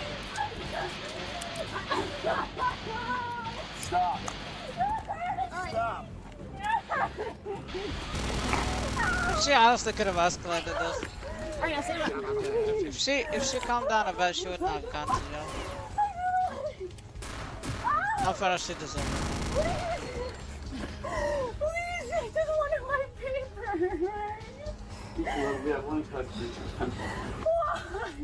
I asked for my paper. Why? No. Knock it off. I'm not doing anything. Yes, you are. Come on, sit up. I'm not fighting anyone. Stand up. You're hurting me. I am. You're hurting me. Stand up. Oh my God. You're hurting me. Stop. Stop. Stop. Stand still. Why are you doing this? I just wanted my paper. I just wanted my paper. Why is this a problem? Why would I call my mom and it became an issue? Idea. Why? Karina continued to make things more difficult for herself. However, this was adding more to an already heated altercation. Let me go. Stop it. I didn't do anything. Really? I didn't do anything. What did I do? All right, come on, stand up. Let's go. Come on. Hey. No. I need my papers. I need my documents on my computer. Knock it off. A little beat up, sir, but nothing too serious. They've just finished with him in debriefing. Well, he certainly came through for us this time. Remarkable. Absolutely remarkable. Advanced weapons, biological engineering, robotics, and the occult. It all fits. Into what exactly, I'm not sure, but it all fits. I was thinking along those same lines, sir. Jack, call a meeting. Yes, sir. What have you got there, Jack? 2 decoded dispatches just in from Ultra. The first one is a complete itinerary for Reichsfuhrer SS Heinrich Himmler, covering the next 48 hours. Now wait till you see the next one. A private communique from one Wilhelm Strasse, alias Deathshead, to the same Reichsfuhrer SS, dated yesterday. Shall I read it? Please. My dear Reichsfuhrer SS, as you are no doubt already aware, my X-Labs lie in complete ruin. Operation Ubersoldat, my life's work, is now a bitter memory. I realize you still have faith in the ultimate success of Operation Resurrection. I wish I could share your confidence, but I feel you have been misled by individuals whose mental competence must be called into question. I leave you now with a word of caution. The Allies have sent a most determined and capable agent to disrupt your ceremony. Do not make the mistake of underestimating him, as I did. Yours faithfully, SS Oberfuhrer Wilhelm Strasse. Comments, gentlemen? Sir, may I speak freely? By all means. I have to confess, I'm having a hard time taking this seriously. I mean, are we really supposed to believe that all this has transpired so the Nazis can, well, I don't know, summon the spirit of a 1,000-year-old prince? To do what? Win the war for them? Now wait just a minute. Please, Jack, let me finish. Now, on top of that, we have what amounts to their own top scientists telling them they've all collectively blown a head gasket. What further evidence do we need? Sir, it just occurred to me that we may be looking at this the wrong way. I mean, well, if these blokes are really intent upon squandering precious time and resources on all this, mystic mumbo-jumbo, well then... Go on. What I mean to say is, if they're dead set upon sabotaging their own war effort, why should we try to stop them? Jack, I'm sure you have something to add. Yes, sir, I do. Gentlemen, if just 2 weeks ago someone had mentioned legions of undead, man-made monsters and demons from hell, would any of you have taken them seriously? Of course not. And neither would I. But think of all we've learned since then. Now you're saying we should ignore the rest of it because, why? It's too incredible? I'm not saying I believe it. I'm saying we can't afford to dismiss it. Once again, it's your call, sir. It's settled then. Blazkowicz returns to Castle Wolfenstein.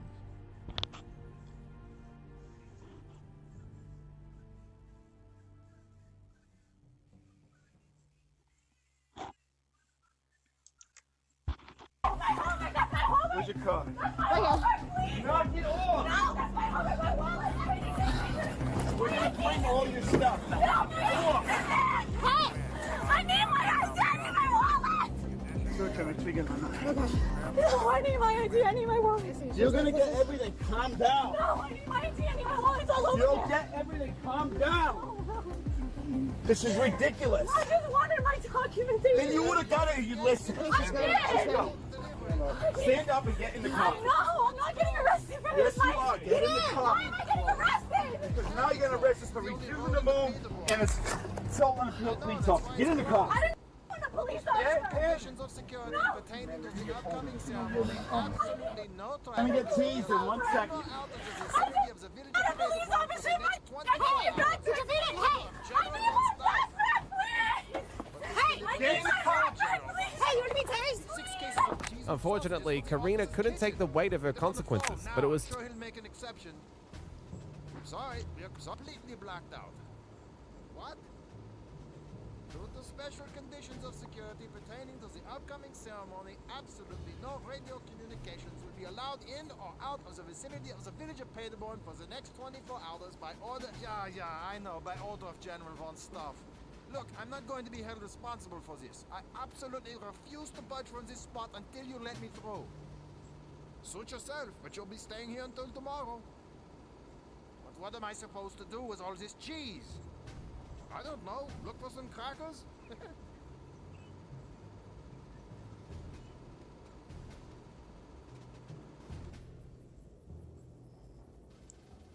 Too late by the time she realized this. She had pushed things a little too far and was now going to pay the price. What am I going to do? Let's go. Please don't tell me I have No to... more fighting. Let's go. Come on. You'll get out today if you don't fight. You're going to get more charges if you don't comply with The this. faster you get there, the faster you'll get out. As soon as you get out, get out. We're going to put them in the front, but you got to they're stand going to be up. loose. We're going to take those off and put them in the front, all right? I want this off. Right up there. No. They'll be fine. We're going to put them in the front, all right? What's your first name? What's your name? Karina? Karina. I think. We're going to put them in the front.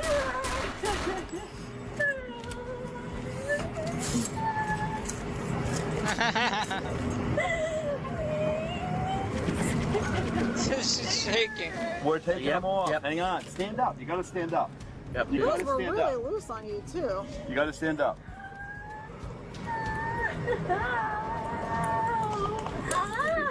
Hang on to that. Okay. You guys should have waited until she calmed down. Here. Hang on. No, you got to put them in the front, or we're going to put them in the back. Where do you want them? There. Oh, stop. It's not tight. Nope. It's not tight.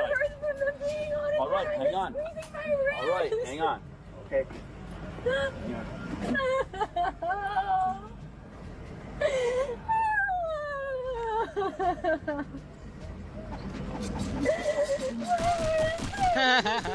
Can't even shank him.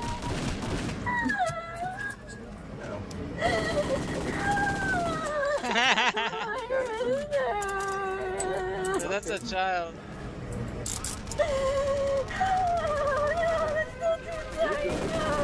It is not tight. If I can get my finger in there, it's cool.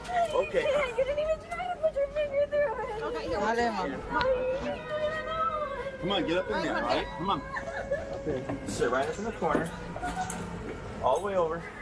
All right, scoot in. Okay. Or whatever. Or, hey, you're going to hit by the door. In the end, she was charged with trespassing, disorderly conduct, and resisting arrest.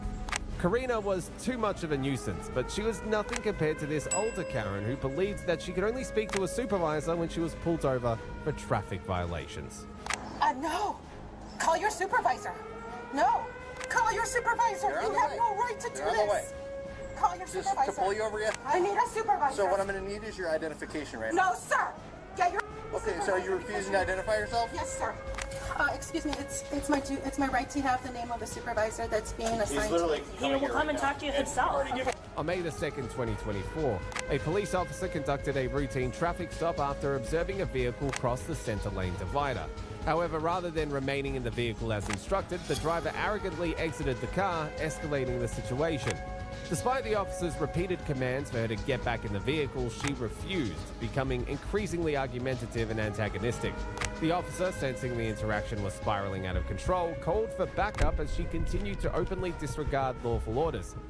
Get back in your car. I'm pulling you over. Get back in your car. Get back in your car right now. Get back in your car. Get in your car. What are you doing? Hey. I don't know what your problem is. Send me a bag. Hey, stop walking away from the stop. Get back in the car. I feel threatened. Get back in the car. No. Get back in the car. Do you have a police camera on? Yes, I do. I feel very threatened. You're touching your... Get back. Excuse You're getting me. out of the car. Call the police. Call the police. Call the police. He's not... Get back in your car. I don't know who this man is, and I was just coming into my car. I'm stopping you because you crossed over the lane, improper lane usage. I turned around and pulled you over. You got out of your car. Please get back in your car. No. Call your supervisor. No. Get back in your car. No. What's your deal? I don't know what your problem is. I pulled you over. Why are you getting out of the car? I didn't attack you. I didn't even touch you.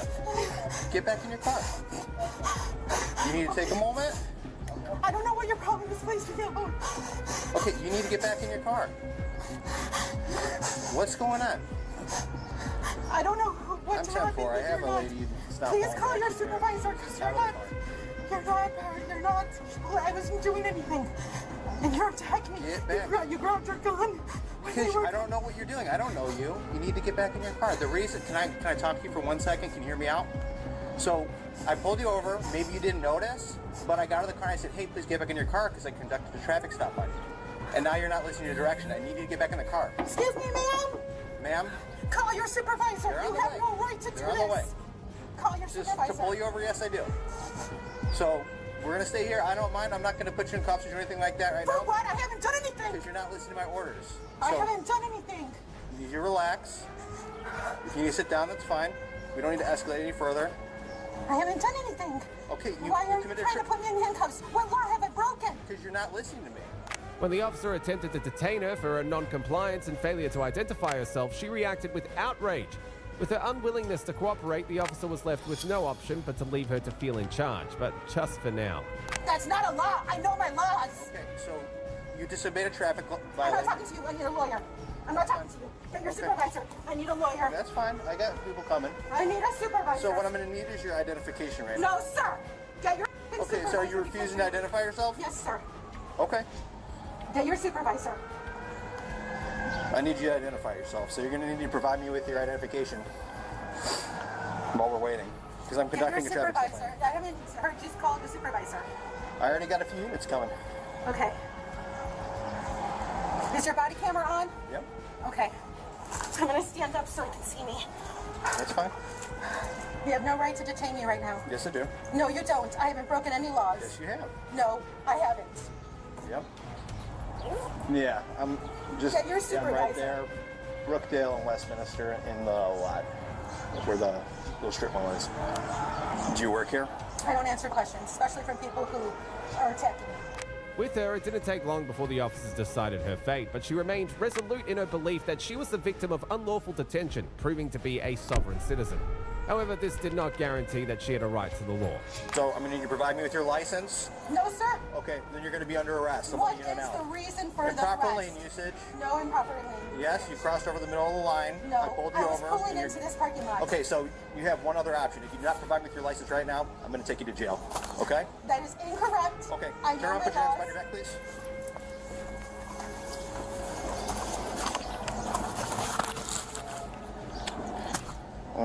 You got your cuffs on you? I have mine in my pocket. Oh, I just switched. That's why.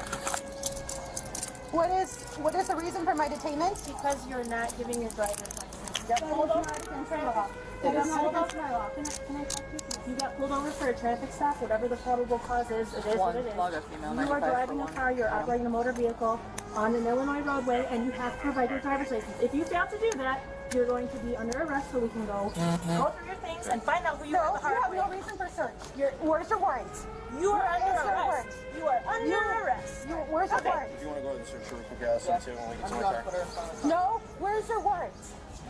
Where's your warrant? I know my rights. I want my lawyer. I do not understand. I am not under whatever you guys are doing. I do not understand. Do you have anything on you? No. Sorry? I have nothing on me. Yeah. You have no right to go through my purse. No, you do not have right to go through my purse. You are incorrectly. I am not. What is the reason for my detainment? Because you're not providing your driver's license. We're past that point, ma'am. We are past. What is the reason for my detainment? Because you did not provide your driver's license. I do not understand. I am not under this. I am not in agreement with this.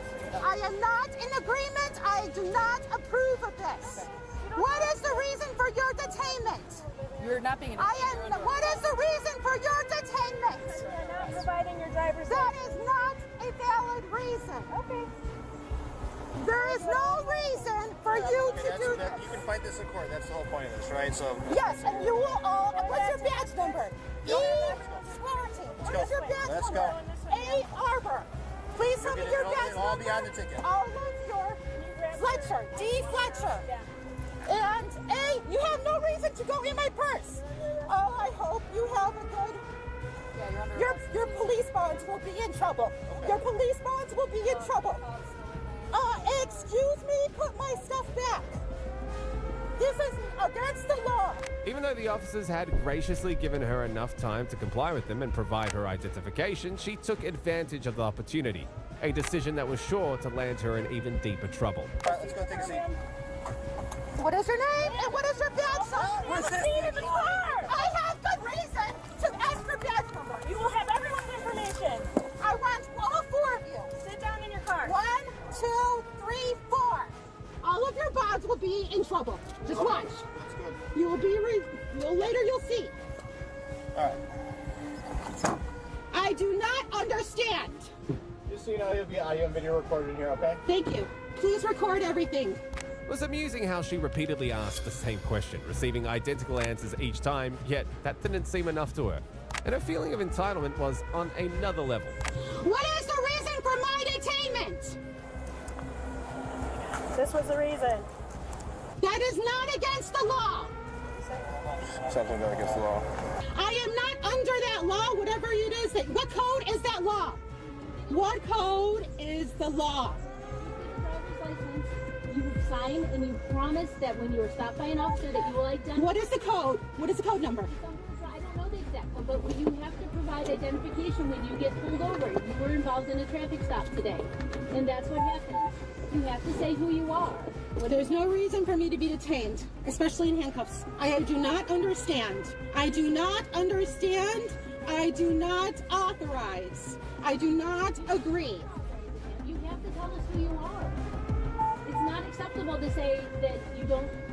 What is the reason for my detainment? Because you wouldn't tell us who you are. Now we know who you are. But you illegally searched me without a warrant. You illegally took my possessions without my warrant. My red wallet, she had it in her hand and she took it and she went through it. She had already seen my driver's license. Then she additionally went into my red wallet to see what else she can find. My red wallet was after she found my driver's license. She had no reason to go into my red wallet. Okay, I'm glad everything's being recorded. What is the badge number of the gentleman that's standing there has additionally been assigned to this? What is the badge number and name of that gentleman? I don't know his badge number, but that's my sergeant, Sergeant Ragusa. Okay. 1, 2, 3, 4. Is my car locked? Did you? Yeah, it's locked. And I'm not going to tow it or anything. I'm just going to leave it there. We have no reason to. Well, subject to arrest, I'm allowed to, but I mean, I really don't see a reason because it's not private property. So. Can I have my credit cards back? Yeah, you'll get them. They're coming with you to the jail. You said, yeah, you'll get them. You'll get them at the jail. Yeah, so they're coming with you. Why have you confiscated my credit cards? Why did you take them out of my purse and not my other things? I got your purse right here. Why do you have my purse? That was not illegal search. You had found my driver's license before you found my purse. You have detained and illegally searched my purse. You're detaining my credit cards at this moment. Is this car being recorded? Thank you. What time does your computer say? 10:30? Do you know your bond number? I'm sorry? Do you know your bond number by heart? My bond number? Bond number. I don't know what that is. Again, I would like to reiterate, I do not understand. I do not comply. Which Naperville police station are you taking me to? Oh, okay, I'm not, what is that? I'm not aware of the address. Can you tell me what the address is? Upon arriving at the station, instead of cooperating with the officers, she made it more difficult for everyone, making unnecessary demands. But one thing she seems not to be aware of is that it was too late for such unnecessary petty arguments she had decided to bring up. Okay, we can step out for me, please. I will not comply with this. I will not agree to comply. I'm not going to help in my detainment. I do not understand and I do not comply. Okay, so let me just tell you how this works. Right now, you are under arrest. And we have to book you. The longer that you refuse to let us book you, the longer you're going to sit here. It's not going to go away. We're not going to go away. You're just going to sit here forever. We have to book you. Whether or not you agree with it, that's just... I will not comply. I do not understand, and I'm not going to assist you in my unlawful arrest. This is incorrect, and I would like to talk to my lawyer. Okay, well, you can't do that until we book you. Once we book you, you can talk to whoever you want to talk to. You're not going to get a phone call. You're not going to go to the bathroom. You're not going to get anything in my arrest until you let us book you. For something that is incorrectly unlawful. Okay, well... I do not understand, and I do not... I'm just going to let you know, the longer that we wait here, we can wait here all day. I don't care. I'll be here. But if we don't book you here, we're going to take you. We're going to take you straight up to county, and then you're going to spend the night at DuPage County. Can you please tell me what is your name? What is your last name? So, and your badge number is 10059? Yep, it's going to be on all the paperwork. But unless you let us book you, we're just going to take you up to county, where they're going to force book you. What is the reason for your alleged... What is... You want me to explain to you why I stopped you we'll and why explain you're it again. under arrest? What is the reason? What is the reason for my detainment? Okay, so you're not detained right now, you are arrested. I am detained. I don't know why. Okay, so I'll explain it to you. You committed a traffic violation, so I conducted a traffic stop on you. Does your car have a camera? Yep. So that would have caught it. And then you got out of the car, I instructed you back to the car, so then you failed to follow my lawful commands to get back to your car during a traffic stop. Okay?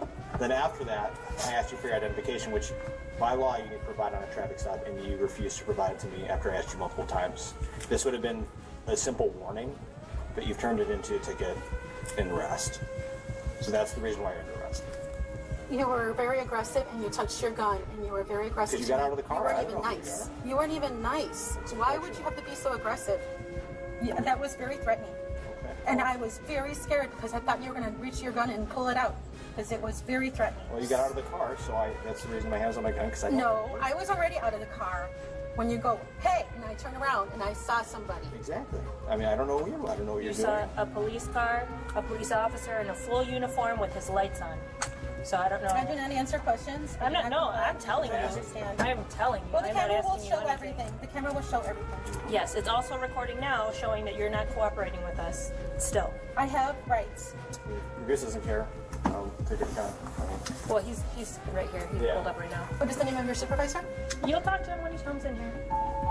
If you don't want to cooperate with me, why am I going to cooperate with you? Excuse me, it's my right to have the name of the supervisor that's being assigned. He's literally he will come and talk to you himself. Okay. When I ask that, that's something that you have to give me. I don't have to give you his name. I don't actually. Well, you'll find out later. Oh, All right. Because that's appropriate. He will give you his name when he gets in here. You'll talk to him. You'll see his badge. You'll see his name. Being professionals, the officers were more than lenient to her, but from the look of things, she had made up her mind not to cooperate with the officers whatsoever. However, whatever direction she took things wouldn't work in her favor. Hi, Sergeant. What's your name? What's yours? Sergeant Ragusa. What's your badge number, please? 4357. Can you, what's going on? I do not understand and I do not comply.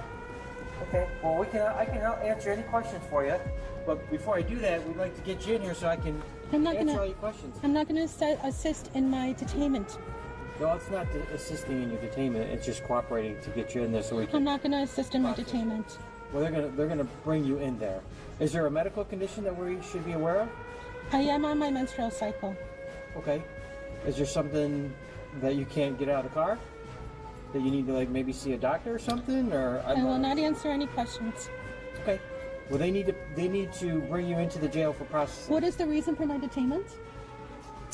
I've explained it a few times. So I wasn't there, so I'm just asking you questions. So I'll explain it for you again.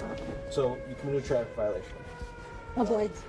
Sorry? Of what type of traffic violation? Improper lane usage. You crossed over the center boundary dividing line there. Okay.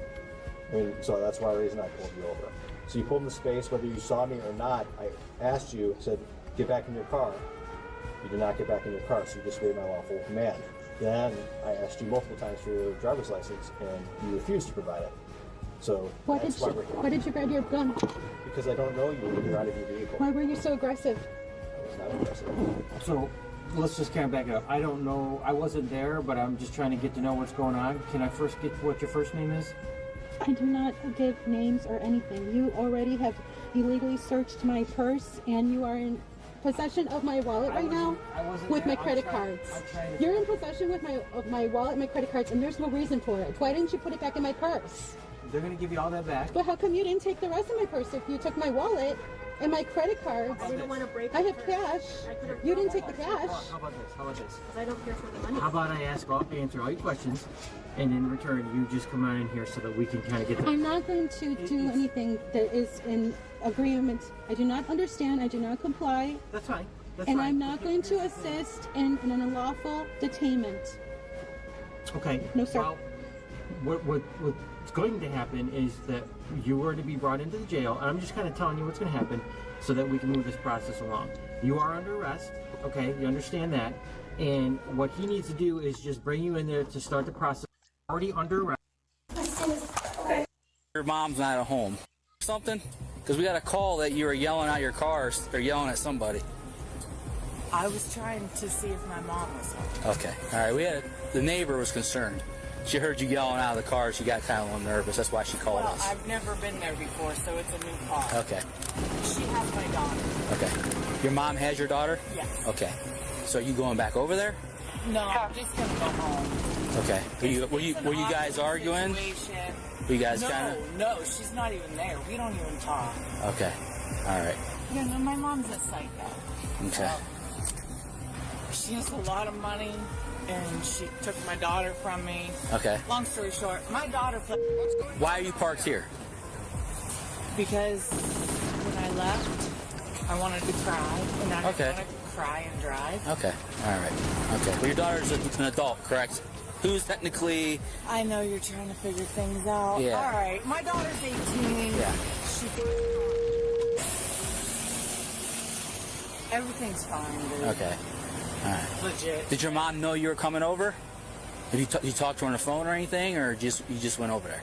I have not talked to my mother, no. Okay. So what was the reason? She's a psycho. Well, why would you go over there then? If you know it's going to cause a conflict, why would you go over there? Because I have a daughter. Okay. Your daughter's an adult, though, right?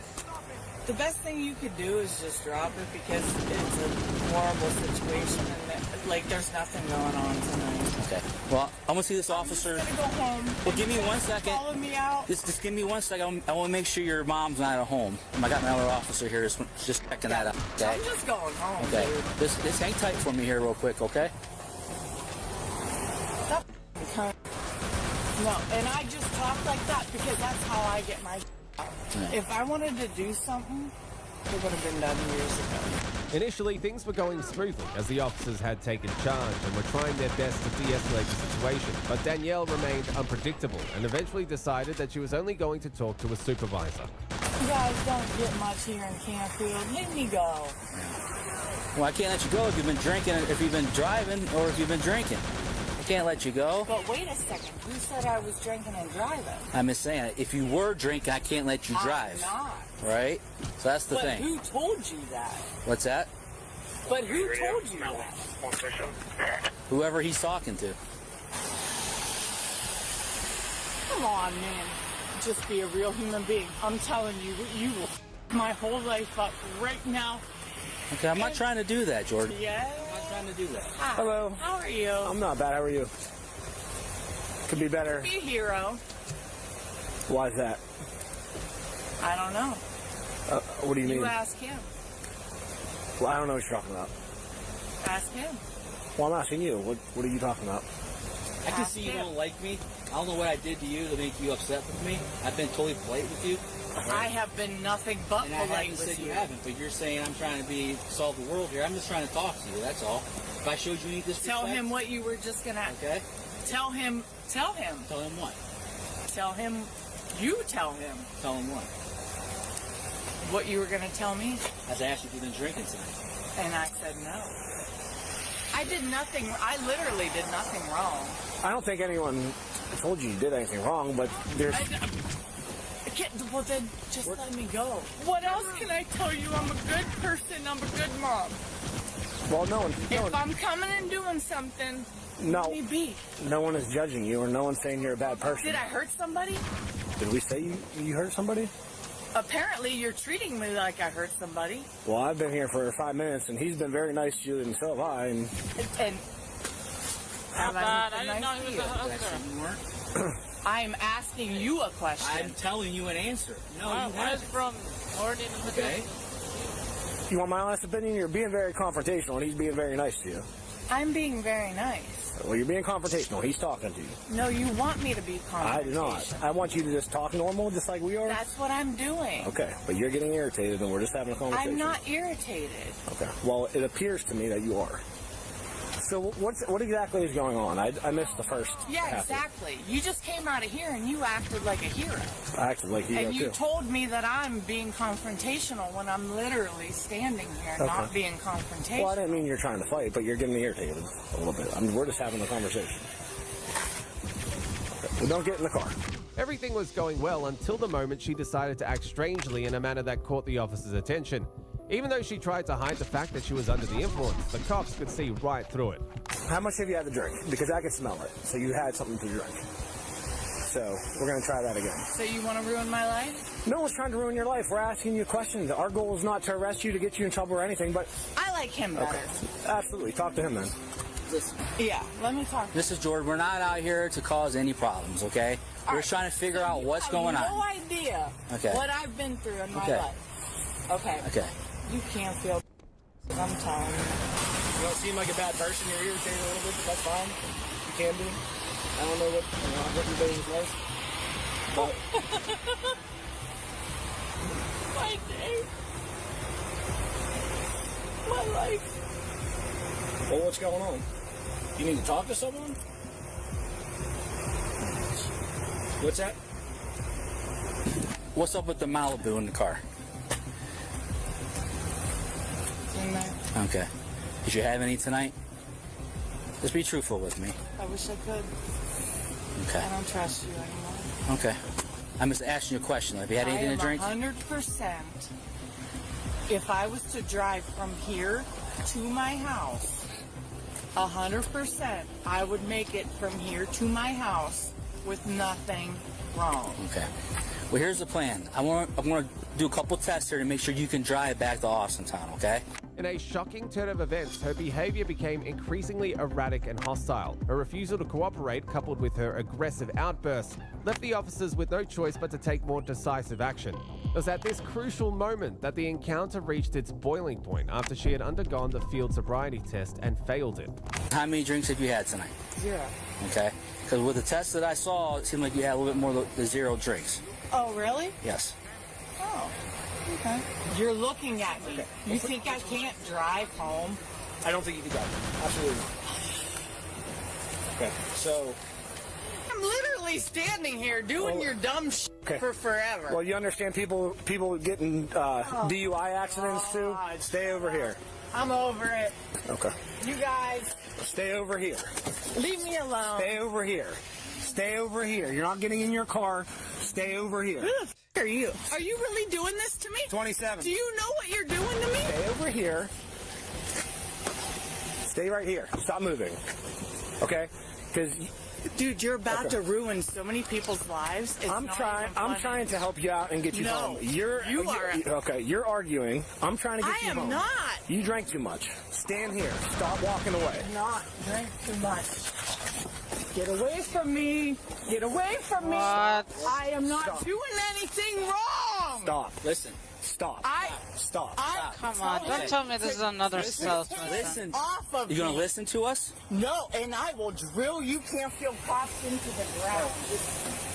I am not doing anything wrong. I am not doing anything wrong. Stop. I am not doing anything. Stop moving. Stop moving. Stop moving. I got this. Good. Stop. I am not doing anything wrong. Stop. You. I am not doing. I understand you're good. I'm good. Right when I say. Stop resisting. Put your hands behind your back so we can stand you up. Stop.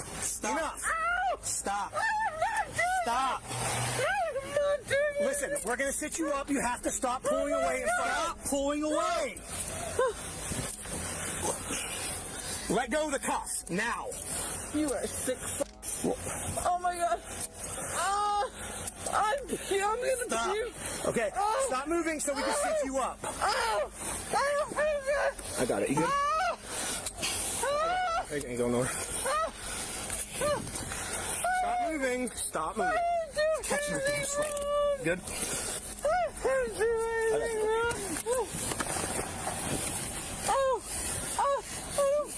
Stop moving around. Oh, I'm sick to my stomach. Can I move over? As soon as we get this cuff on, let go. Stop moving. Oh. Ow. Stop. Ow. Moving. Ow. Oh, you want to be in some cups, huh? Stop bottom. Yes. Stop. Oh. Your damn sweatshirt. Oh Here, I got it. my stomach hurts. All right, sit around now.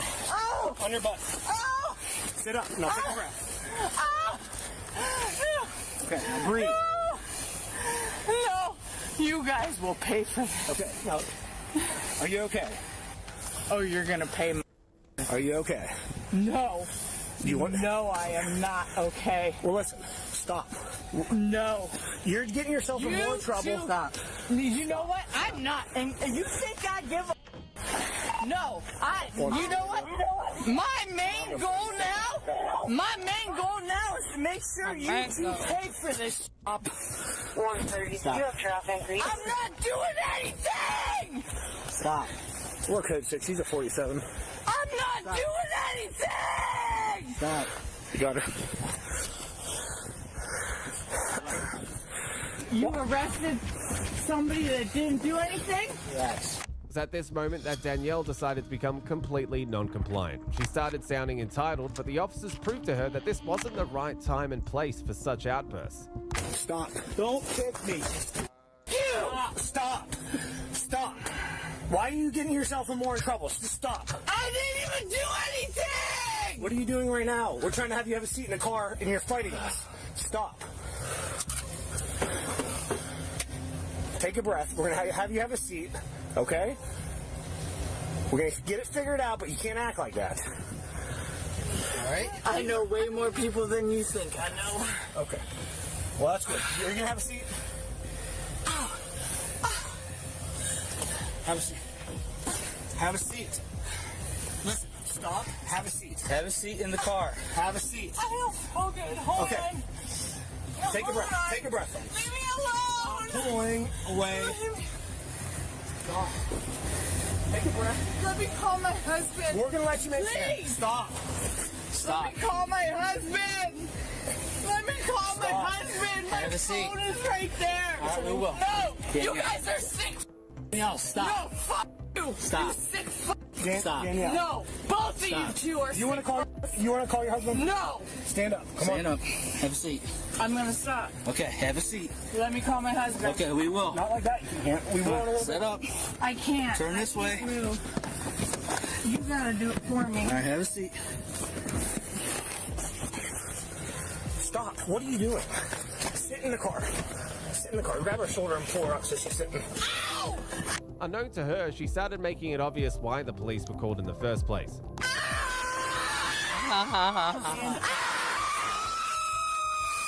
Sit. Oh, my ears. Help me! Holy shit, my ears. Sit. Sit. Oh, whoa. Oh, stop.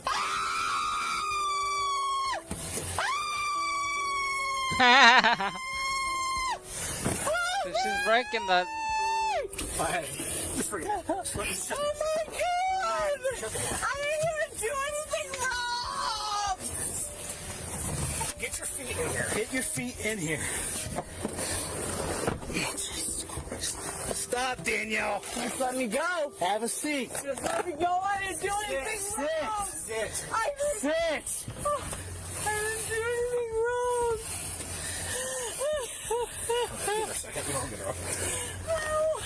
Oh, get out of my head! Just call the squad over. She's big enough. What cop is here? I didn't do anything wrong! Sit up. Then stop moving. Are you gonna sit up? Open the door! I can't sit up, you Okay, what? Just here, we'll drive her to the sidewalk. Help me, pull me, I can't. Ow, hold on, I'm trying. Ow. Ah, I'm trying. There you go, there you go. Okay. Okay, stay like that. Okay. All right? Good? Okay. Stay there. Hurry up and shut that door. Right there. Okay. Surprisingly, even after the officers had gone beyond to call the fire department to come check her health status, she went ahead to throw insults on the officers. She was truly determined to push this to the end in a dramatic way. Her energy was indeed unmatched compared to most Karens, but this wasn't going to change her situation either. The fire department's going to check you out to make sure you're okay. Will you talk with them?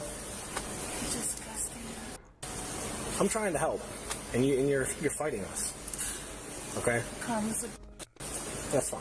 I'm trying to help. No, you're not. Okay, I am. Whether you You believe it ain't or not. trying to help. You did to my face! Oh my god! Look at my face! Well, that's why I want the fire department to come in and check you out. Yeah, because you know what you did to me! Okay. Well, I'm not going to sit here and argue with you. Are you going to be okay with I them? never attacked you guys! Okay. Are you going to talk to the fire department? Because if you start kicking in them, then you're going to have... I'm not gonna kick anybody! You and that other guy should go to hell! Well... No, you and that other guy should go to hell because you created this. You created this. Both of you two are sick. Get away from me. My name's Courtney. I never did anything. I didn't even try and attack them. I was nothing but nice to them. And they did this to me. I'm Is there anything wrong with No. Appreciate it. Fuck you and you. And they should both go to hell. Why did we call us? She started pulling away, kicking us, so we had to take her down to the ground. She hit her face a little bit. She said, we just want to make sure. They're lying. Okay. Do you need them to check you out or Are no? you hurt? What's going on? Where are you hurt at? What's hurting? I told them I had a bad back. I showed them the surgery lines on my back. Okay. I showed them everything. I told them. What year? Can you tell me what year it is? Are you being serious right now? Dead serious. I have to ask these questions. You have to tell me. What year is it? I'm not even drunk. I'm completely sober. That's fine. I'm not saying. And they beat the out of me. I'm not saying you're drunk. All I'm saying is 2024. Do you want to go to the hospital? What? For a scratch on my face? What am I going to go to the hospital for? I have to ask you, do you want to go to the hospital? No. Okay. That's fine. Do I want to go to the police station? Yeah. This one? No. That's fine. Because the only ones that I've been by are these police officers. Okay. What, were you raised by, like, mommy and daddy that had money? I really don't care. I'm not going to sit here and argue with you. We're going to try to get this moving. Okay. You should not be a police officer. Can I get your first name? Danielle Dawn Jordan. Common spelling, Danielle? Yes. Okay. You Jordan should is not your be a last name? police officer. Is Jordan your last Jourdan. You should That's your last name, learn correct? how to grow balls and not be a douchebag when somebody else shows up. Can somebody please help me? Stop. What are you doing? Stop. No. Well, why are you like that? Sit back. I can't. Sit back. Hold on. Pull me. Hold No, on. I'm not I'm pulling. trying. Why did you put Pull your... me. Can you pull me? Hold on. Ow. Hold on. There you go. No, I can't. Hold on. 1, 2, 3. Hold on. I gotta. Why did you put your... I didn't. Well, you weren't like that before. Pull me. Listen, you gotta relax a little bit. You have to understand. I have a bad back. Well, I'm trying to help you, but you keep... Pull me. Oh, real hard. Ready? No, 1, 2, 3. I don't want to hurt you. Ow. I want you. No. Okay, now sit like... Sit. Ow. No, this is hurting my... Okay. Ow. Okay, stop moving. Stop moving. Stop moving. It's hurting my wrist. Okay, now sit up. Sit up. Okay. You have to sit up. Okay. Can you fix it? Can you stay like this if I fix these? Yeah. Because you keep telling me yes, but you keep not doing that. You guys are Okay, stay like this. I will. That way. I don't know if I did it. You stop moving, it's not going to hurt. It hurts. In the end, she was charged with DUI, assault, and trespass. Danielle could have been delusional over calling a supervisor, but she was nothing compared to this squatter who felt that the cops were too inferior to ask her to leave a residence, even though she was trespassing. And I told you, see, I'm a self-represented litigant, you feel me? So I will take it to court. Get your stuff and get out. I'm not getting my stuff, and I'm not going anywhere. Stop. Hey! Ow! Give me the other hand. Police officers responded to a call about a woman attempting to claim residency in a vacant apartment. What seemed like a routine trespassing complaint quickly escalated into one of the most dramatic displays of entitlement and resistance ever witnessed. Although complying with the officers would have been the sensible choice, this woman chose a path of defiance, turning down every opportunity granted to her to leave peacefully. Her misguided belief in her rights as a self-represented litigant only served to inflame the situation. After the police realized that reasoning with her was futile, he was left with no choice but to take more forceful action. I don't want to press charges because I paid somebody to stay here. That's your problem. I've been here more than 30 days. Put it in the strip. Stop. Listen to me. Listen, no, honey. You listen to me because you know I've been here more than 30 days. Almost 30 days. You feel me? Are you done? You got me f***ed up. You're not going to come here and do this. Ma'am. All right? And I told you. See, I'm a self-represented litigant. You feel me? So I will take it to court. Listen to me. Gotcha. Get your stuff and get out. I'm not getting my stuff, and I'm not going anywhere. I'm trespassing. I can give you my lease. Stop. Hey! Ow! Chill out! Get your hand behind your back. Get your hand. You stay up right there. Don't you dare come up here. You hear me? You stay right there. Stop it. Give me traffic. I'm fighting a woman on Pascal Street. Stop.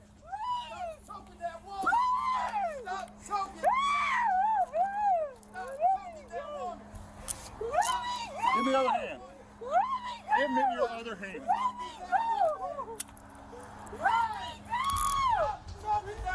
You're going to jail too, so come here. Come here. You're being arrested too. Come up here. What the? You better! Careful! Let me go! Let me go! Stop it. Let me go!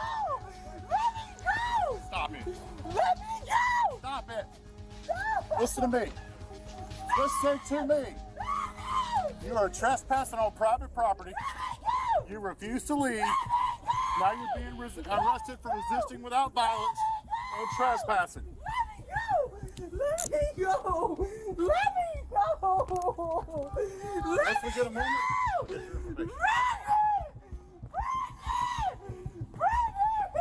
Stop. Stop it, Miss Williams. You're embarrassing yourself. Let me go! Stop it. You're going to jail. Stop it. Vehicle. Get her down the stairs. Brandon, please! At this point, she realized that it would have been easier to have listened to the cops and avoid the saga she had just gotten herself into. It was obvious that she thought that she had a say, but her new reality was now very much different. Stop! People in traffic. Get off me! I can't breathe! You can't breathe. You're on your side. Seriously? You're on your side. You have an open airway. You have an open airway. You're breathing. What? All right, stand up. We're going to jail. No, my arm. And you dropped the pipe right there. No, I didn't. I dropped that. Are you crazy? No, you're being charged. No. Get this up. Leave me alone, you guys. Stand up. Stop. Going to jail. Stop. What did I do? Stop. No. Ow. Stop it. All right. Oh, ow, my feet. She pinned it in back. Stop. You and my. Stop. Stop. You had the opportunity to leave, Miss Williams, and you refused to do so. That's not what. Then you decide you want to start letting people resist arrest. That's not what happened. You guys chill out. You don't mind. Why y'all doing that to me? Bro, chill out. We've got another case open on her. Like charges on her. My complaint, sir. My complaint is right there at the top of the screen. Thank you. There we go. Yo. I see. Yeah. Let me go, bro. Yeah. Bro, I paid somebody to be there. Do you have anything on you? No. That will post me? It will be a charge if I find something. Do not do that. Are you crazy? Stop. Spread your feet. Spread your feet. Forget it. Let's just put her in the car. I don't care. Let me go. Go get my phone. Go get my phone. They got all my kids up in here. Let's put her in the car. All right. It's a felony charge. Have a seat. I gotta. Have a seat. What do you have on you? I don't have anything. In the car. Okay, stop pushing me. Get in there. Oh my god. Okay. Sit up. Damn.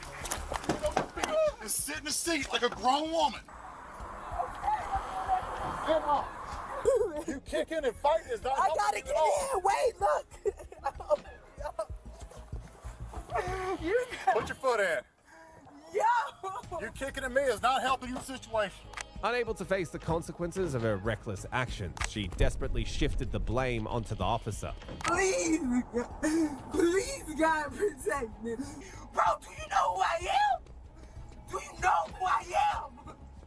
Man, please, bro. Not even supposed to be here. Not supposed to be here. God know me, bro. Even if I don't know him, bro, God know me. All right, Miss Williams. You know who I am, bro. I ain't no criminal, no, bro.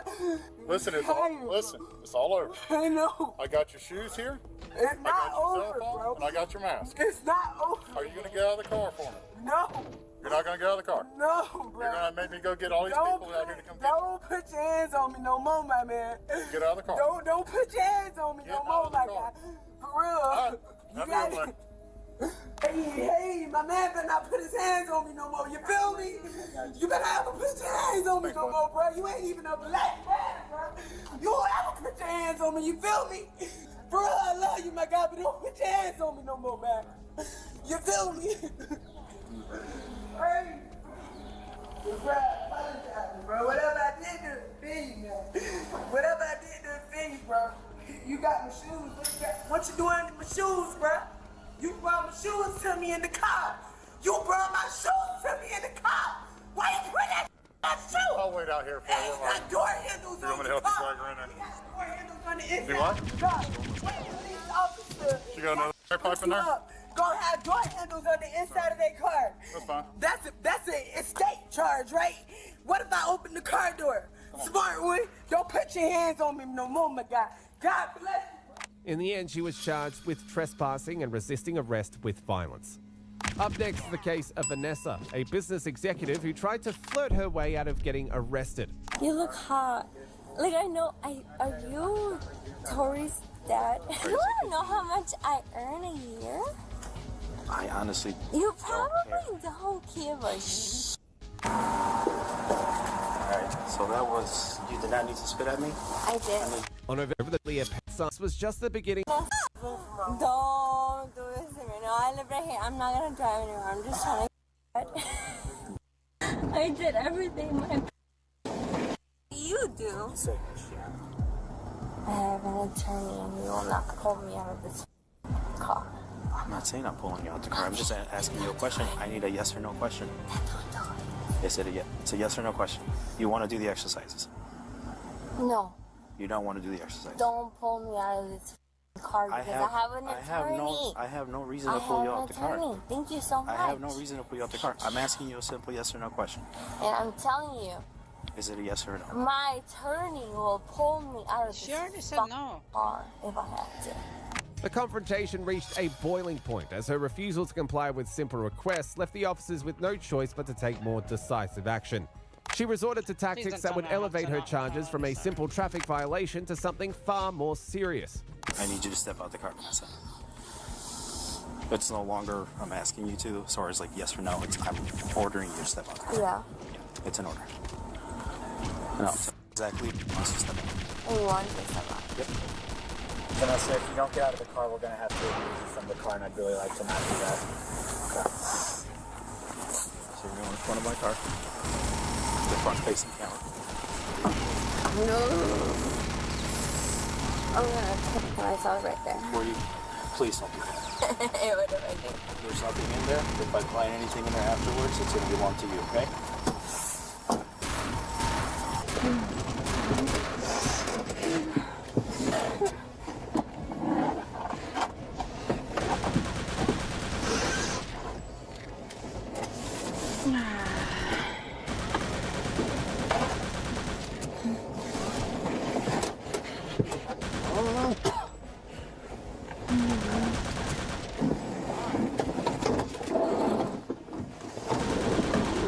I need you to sit down, Vanessa. Can I break it? If you break that, that's going to be another charge.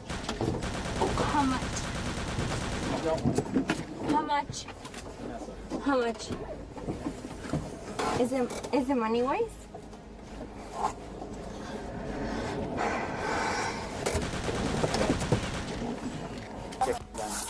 I need you to sit back, and this is the time you take off the seatbelt. I'm going to put the seatbelt back on. Just stop taking off the seatbelt or take anything. Okay? Right now. I need you to sit right, and I'm going to reach for the seatbelt, okay? Right now. Vanessa. Shoot me right now! Shoot me! Shoot me right now! Because you're gonna shoot me regardless! Shoot me right now! Shoot me! Shoot me!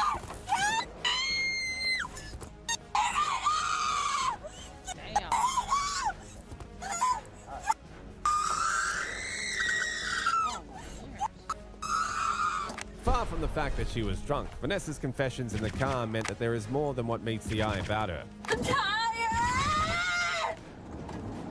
I'm so tired.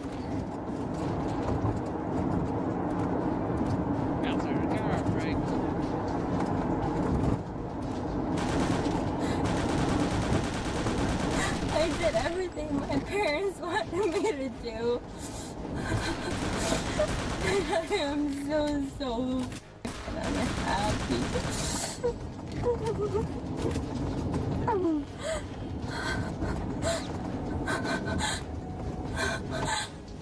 hope you take me to a place where I don't ever see the light.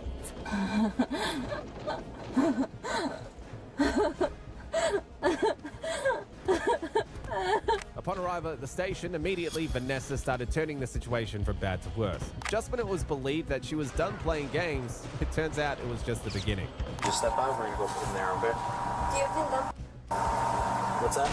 do you think No te entendí nada.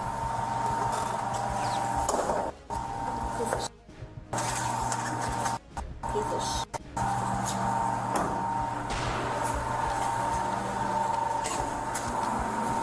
Alright, so that was, you did not need to spit at me? I did. I need you to face Ugh. Force me. Take me to jail. Take me to jail. Take me. Right now. Take me to jail. Take me to jail. Stop. Take me to jail. Right now. She spit. She spit. She spit. So that's going to be an extra charge. I know. Okay. Take it. 2, because you did Take kick me it. too. Thank you. Oh, I kicked you? Oh. Take me! I just want you to take me so bad. And you just want to Kick me in the squad car, just spit Oh, at my face. I just want her to take me. Say again? She just spit at my face right now and kicked me in the squad car. Take me. Just so you know. I just want to. Don't spit. I'm gonna myself. As the officers attempted to follow standard booking procedures, she decided to give him a hard time by refusing to comply with basic instructions, thus pushing their limits. I want a female. But there isn't. I don't give So a. I do. Don't want a female. And I'm going to explain how I'm going to search the way I search. I want a female. The last time a female searched me, she searched my and it hurt. And I'm gonna sue the shit out of you. Oh, touch me. So I'm going to use the back of my hand Touch me. to make sure you don't have anything on you. Okay? Fine. It's the back of my hand. Touch me. Touch me. I'm going to this right now. Leave your hands up there. That's a genius Yeah, I'm idea. going to use the back of my hand, okay? So, I do have to check, just like anything on a female, between your breasts. I'm going to use the back of my hand and just go under. That's it, okay? It's just the back. You do not need to take anything off. Okay, I'm going to use the back of my hand.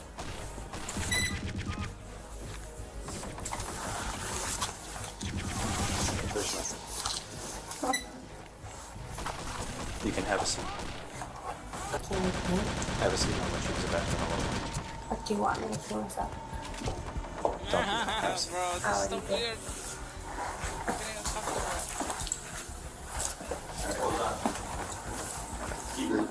Leave your shirt on, Vanessa. I'm gonna let you use the bathroom. Back there.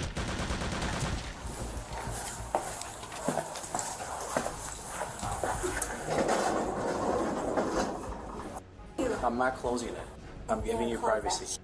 Go to the bathroom and come back out. Go to the bathroom and come back out. I need you to go use the bathroom. You say you want to use the bathroom, right? I'd rather piss myself right. Use the bathroom. I'm only doing this to give you privacy. Vanessa, please use the bathroom. Thank you, sir. No, I'd rather have absolutely everything that I Use the bathroom. Use the bathroom. You're gonna best girl. So you're gonna be cuffed to the wall. Oh, me. Cup with you. I don't care. Cup with the wall. Hand out.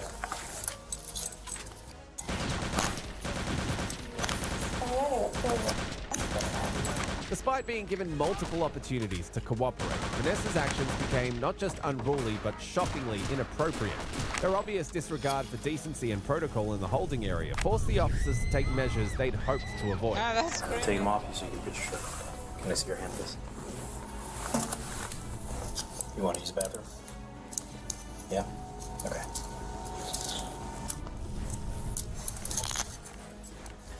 Put your shirt on, go use the bathroom, and then come back out, okay? Can we do that? So the only reason I was closing this, Vanessa, is to give you privacy. That's it. I wasn't going to close it all the way, just to give you another layer of privacy. That's all. I want to give you the respect that you deserve, and that give you that privacy.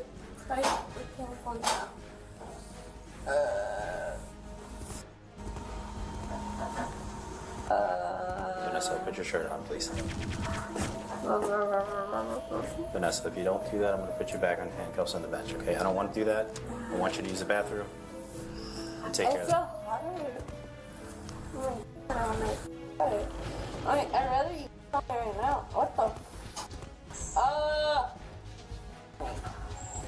I wanna f over that. Oh my. Is that even Oh how it wow. Oh wow. I wanna f over that.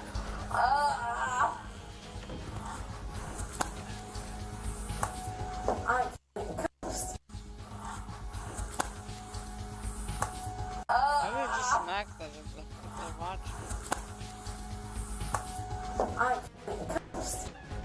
Vanessa, put your shirt back on. Can you pull it? Team.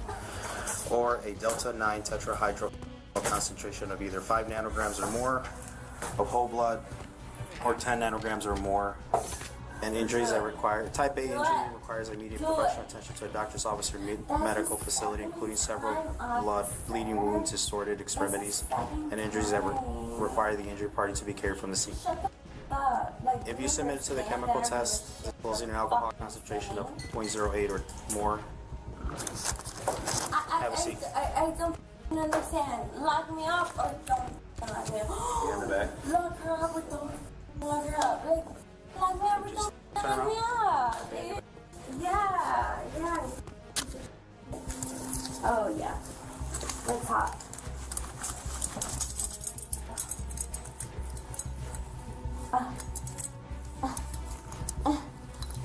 Yeah. Oh, thank you, baby. No more spitting. No more spitting. Are you sure? Yep. Thank you. You do, you just be spitting on yourself, so it's your prerogative. I love it.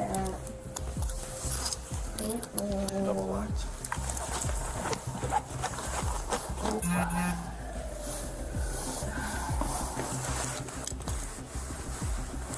Does that make you wet? Does that make you wet? Will this affect your... Yeah, what? I don't want you to get spit on, so Well, good. this one's a little spitter. Yeah? Good, thank you.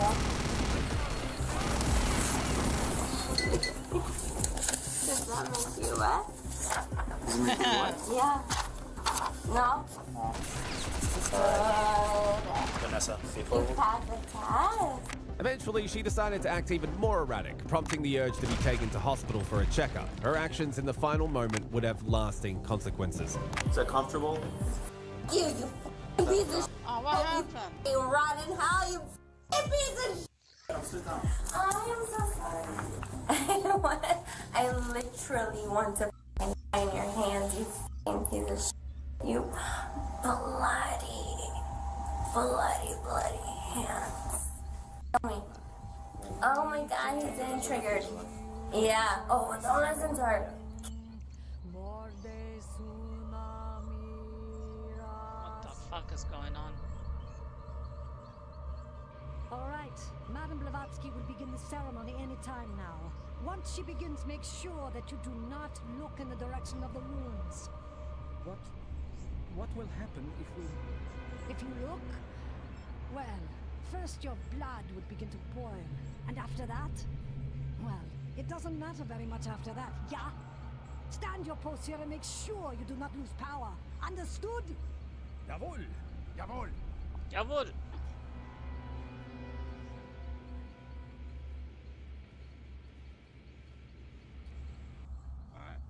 Me, right now. I think this is the final mission. Me, right now. Right now. I'll just do the... Oh, me right now. He's getting triggered. Do it right now. Do it. Do it. Right now. No, do it. Oh my gosh.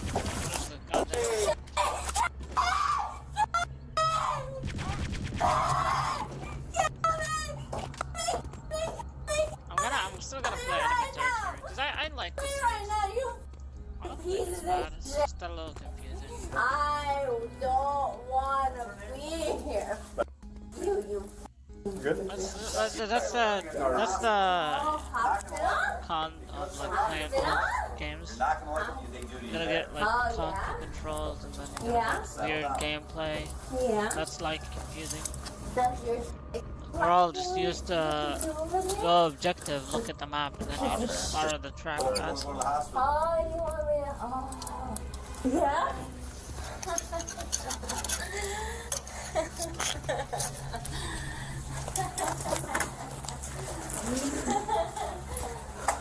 What's she talking about? Can you stand up? In the end, after she was released from the hospital, Vanessa This was is the only charged time with we're actually DUI, mixed with failing to easier for indicate me while to look. turning, resisting arrest, and Sorry. aggravated battery. How's it going? I want to do Neil.fun. I've been wanting to do this for a while. Let's do Neil.fun. All right, so this is gonna be, this one's, I mean, this is the first one. Should I play this one first? There's a lot of stuff here. I feel like I'll be on this one for like an hour. Very cool. All right, so what should I do first? I'm gonna do Perfect Circle because I've been looking at this one. All right, can you draw can you guys draw a perfect circle? I probably can.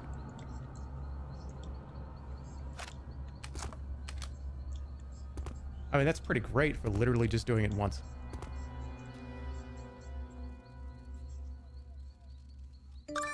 Oh. 93? You have to go faster. It didn't say anything about speed. Also, I probably shouldn't be doing this on a fucking couch. You can't get accuracy when you're sitting on a couch. Faster actually helps. It doesn't. Not for me, apparently. Holy shit, that was actually kind of good. Hold on. Oh! Fuck. It's okay. I'm sitting on a couch. I'm not at a desk.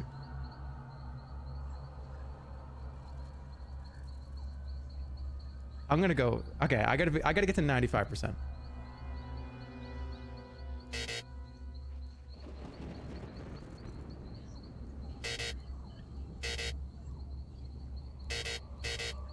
Too close to dot. Stop.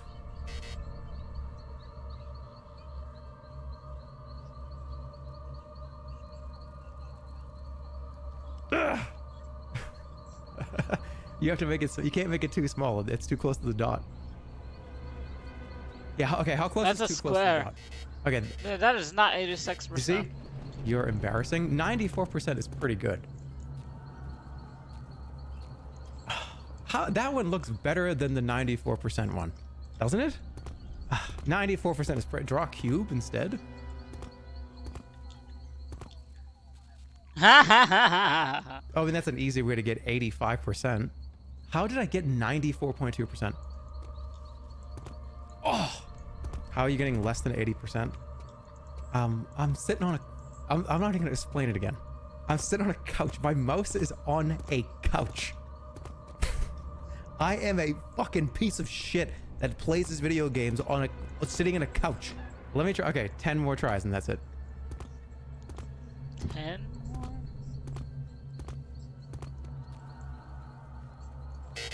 What? Oh no, it's not 95. That's gonna drive me insane. Oh no, that's bad. 94.9. Come on. Okay. 3 more times. That's what you get, bitch. This game really reminds me of Postal. That looks perfect. Go bigger? I feel like bigger is bad. Do it until you get to 100. What's the highest you guys are getting? Oh no! What the? I'm gonna quit. I'm gonna quit the game. Because that sucks. That sucks. That's not cool. What the fuck happened? I was... Okay, you know... Okay, here's what happened. I got to here, and I started pre-celebrating. This pixel, I started my celebration. I needed to go to here.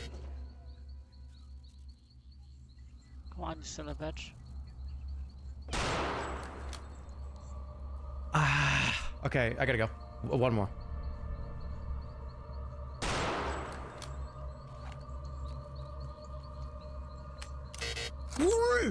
I got 94. I got 95%. That's pretty good. That's good enough. 94 point whatever. Oh, this one's interesting. This one's quick. I already looked at it. This one is you pick a side and you click points for that side, and I guess you see what side wins. I don't know if anyone's on this website right now. I mean, it looks like a lot of people kind of currently are. What team are we gonna be on? Sun or moon? I like both of these for different reasons. I do love the sunshine though. I live in Las Vegas. We get sunshine 350 days a year. I'm on team sun. All right, let's go. Well, oh no. Wait, we need more per second. We need more points per second, please. Everybody do sun right now if you're on this. Team moon should have Team moon should not have 1,000 points per second right now. That's right. Yeah. No. Come on. We need to take up the whole screen. Is it 817 million points? This is election fraud? Yeah, and the very important election on the sun versus the moon. It's funny because the moon, I think this is total, probably ever. So moon currently has what, like over 100 million? 150 million more points. A lot of moon Andes on the internet, it seems. All right, I'm gonna let you guys just do it. I'm not gonna say anything. I'm curious what happens. I'm curious what you guys actually want to do.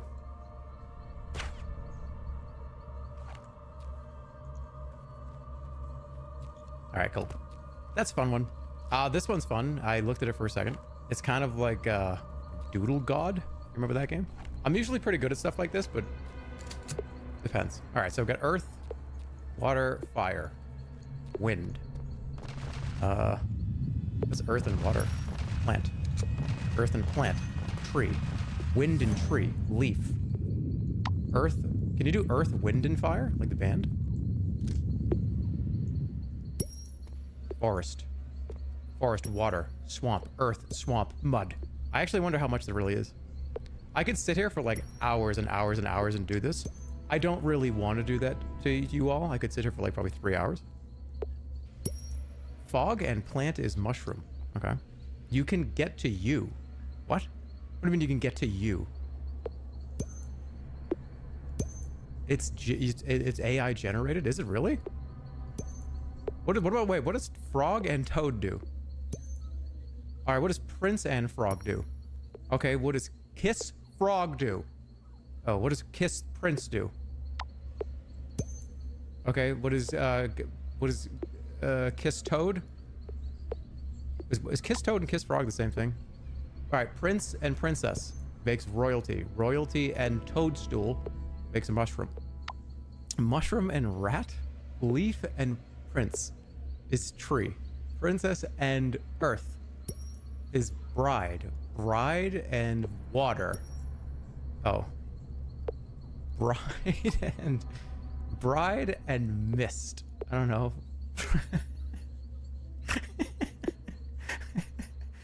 Okay, what about like profile and resistance. What about Sponge Prince? Oh, I did it! SpongeBob and royalty. It's SpongeBob SquarePants. I just beat the game. I don't need to even play anymore. What about a wet SpongeBob? Can you make Patrick?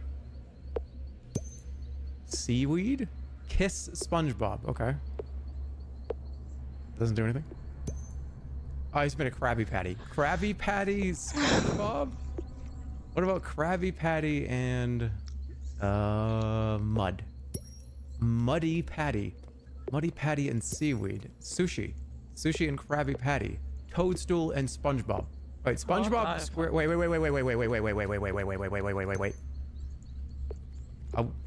I was gonna say, is it Peach and SpongeBob? Does that make anything? Oh. Krabby Patty plus royalty? That's a good... Oh, it makes Burger King. Burger King and Peach. Peach Burger. Peach Burger and Sushi. Peach Sushi. Peach Sushi and Bride. Princess and Tree. Okay, this is ridiculous. How much stuff is there actually? Apple... Oh, okay. Apple pie. It's infinite. I feel like you're doing a whole stream on this, just trying to find things. We'll come back to it. This is a long one. There's a lot of stuff to see. Hold on. All right, that one was cool. I'm gonna remember that one. All right, I'm gonna do it. I don't care. This is an idle game. You have to stimulate the click screen thing. Okay, you can add, so 1 + 1 stimulation per bounce. And it costs 3 stimulation to do this. All right, so the DVDs go into the core. Every time they bounce, I get one, right? Oh man, this is like, I love this. Was this add tab title. It's good for SEO. Tab title? Oh, the actual tab on the... Okay, wait. What's going on? There's more money. Button upgrade. +1. Stimulation per click. Oh, yeah, let's do that. It's got a goofy sound on it. Why is there this thing? This is Subway Surfers. +3 stimulation per second.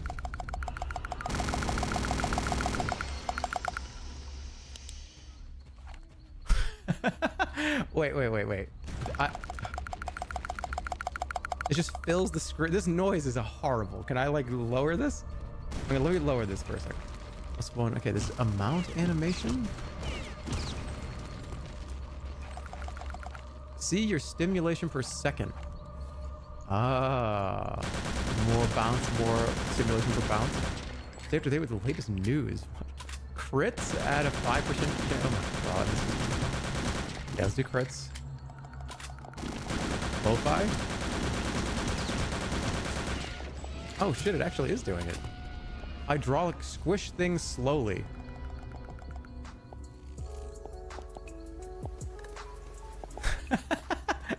How long does it last? Does it just last forever? I got a news feed up there. Okay. Pinwheel. Popcorn. Ooh. Oh, you can see the crit happen. 25 per crit. All right, here comes a hydraulic press.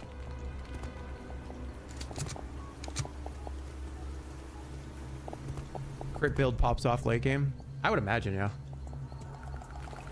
So what do you get for doing that? Nothing? All right, I want this to be faster. I don't know what it... Oh, it's 1,000. Okay, cool. Do it again. Achievements. I love this so much. Popcorn animation. Oh, cool. Dude, I'm high and this is scaring me. Hey, just listen to the... Okay, just mute the video and just put the audio on. Watch ASMR slime videos. Yes, for sure.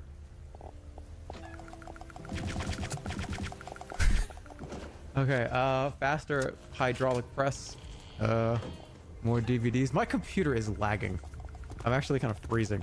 You can add thunder sounds. What achievement did I just get? Are you streaming on a Chromebook? No, I'm not streaming on a Chromebook. Okay, I'm gonna wait till 10,000 stimulation. Your stream is lagging. It's only gonna get worse from here. When I get to 10,000, I'll move on. Do something. Oh, shit. Right. Thank you. I just spent all of that on the hydraulic press. I don't know. Is that worth it? It's only 1,000 every time. Can I make it better? I'm gonna be really sad if I accidentally press the back button. It's worth finishing. Oh, what about the DVDs? Change color on bounce. I don't know how much I want to do. This is gonna give me a fucking headache, but we'll see how long I can take it. It's only like 20 minutes. Okay, I'll weather it. Okay. What do I? Anything I'm looking for? It's 35 achievements, so. Can you do anything with the videos, or did they just play the whole time? You're rotting your brain right now. I'm gonna be alright. Also, I'm realizing I'm talking a lot louder because this is so loud in my ears. It is so loud. I'm doing the thing where I'm like talking over the vacuum cleaner. Hold on a second. Let me lower this for me. It's low for you. It's not low for me. Yeah, there's some educational stuff on here too. Seems fun to do. There's this elevator one I want to see. All right, I got 20,000 bucks. What do I do? Watch a guy eat plus 60 stimulation per second. Hey guys, welcome back to another video. So, welcome to my garden. True crime podcast? It's still summer. Gain experience and level up. There's a woman. There's a body. A woman body. Sure. Not all of her. Not all of her. No eating, please. What do you mean no eat? I'm not eating. That guy over there is eating, not me. You need to get rid of the eating. I can't get rid of the eating. What is screen time? Oh, okay, I see. But legitimate opportunities were few and far between. Eventually, however, I was like, where is the pouring coming from? Auto high. Oh, I want that. Okay, all right. I'm gonna get through this. I'm gonna speed run this. Somebody said this is terrible. Just I need to, my baby sensory brain needs to just get through this. We'll be all right. Make this guy stop eating. I can't. I pressed it. Okay. All right. I'll get out of here. Wait, does it save your progress? It does. We're good. All right. This is the password game. This one. I want to see this one. This is called the space elevator. All right. Now, after getting stimulated for a little while, everybody's chill. Heads back. Let's take a look and see what's going on in our world. Okay. The space elevator. This is where birds fly. This is where hot air balloons are.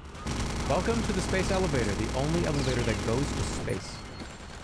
Currently in the troposphere, the lowest layer of the atmosphere. 99% of the water vapor in the atmosphere is here. Pigeons go this high.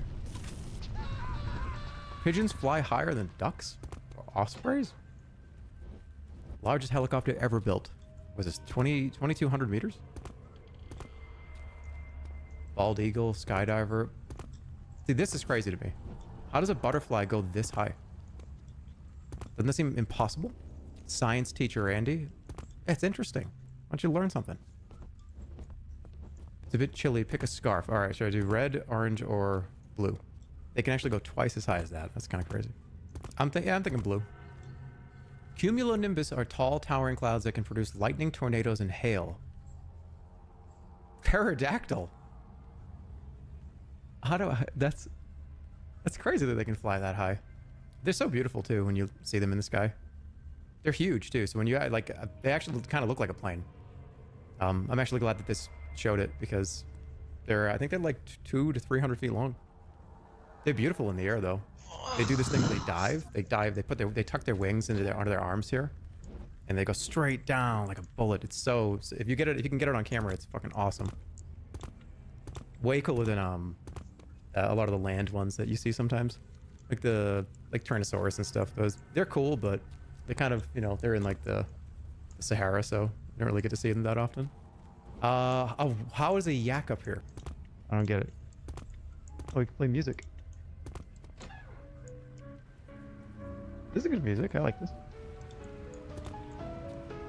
Bees can go this high too.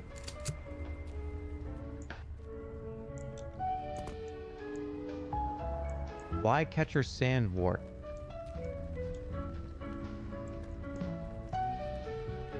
Jump. Look at how high spiders can jump. That bee is lost. Okay. Above this altitude is known as the death zone because there isn't enough oxygen for human life. There's enough oxygen for a swan, apparently. How does that make any sense?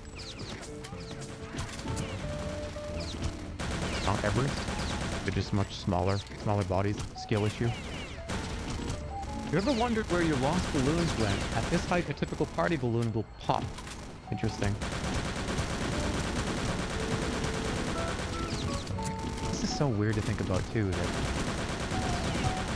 this is 10,000 meters. You can fly this high? I feel like you get enough oxygen up here. I feel like it would be impossible. Ooh, music change.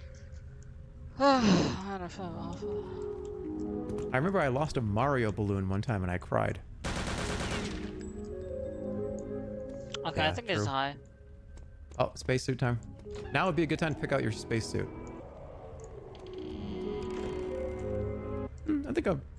I like the one in the middle. As air pressure drops, so does the temperature needed to boil water. At this altitude, water boils at just 129 degrees Fahrenheit. What would it feel like to be up here?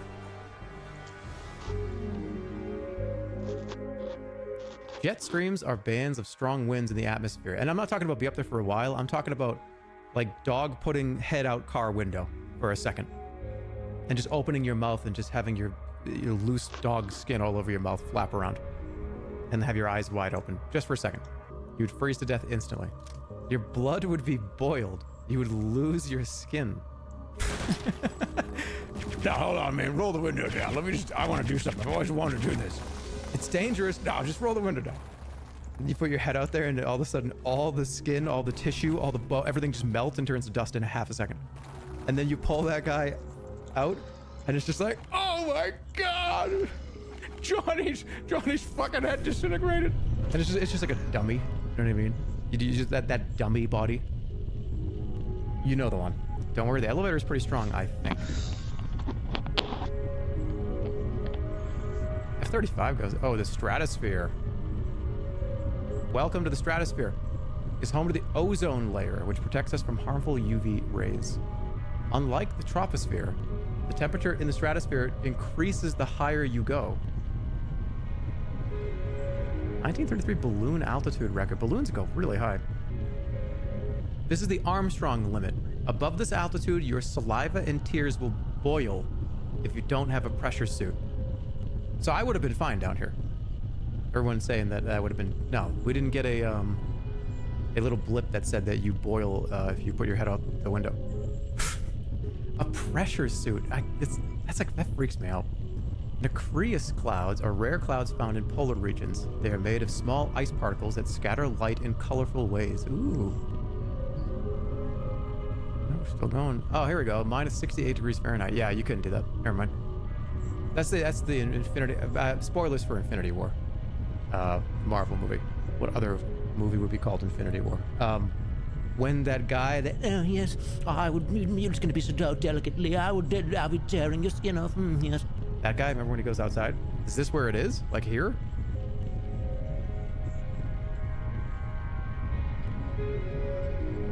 As the air gets thinner, there are fewer molecules to scatter light, so the sky starts getting darker. Oh, dude. What? That has to be one of the most ridiculous experiences a single human could ever have. If you think about things that you could say happen to you, I don't think this happens to... You get to have this. You get to be the guy or girl that... This is somebody. And nobody else is going to do this, I don't think. Spy plane? Or U-2 spy plane? Douglas skyrocket? Oh, here we go. SR-71 is one of the fastest planes ever made. It can fly at over 3 times the speed of sound. All right, what if you put your head out the window on this one?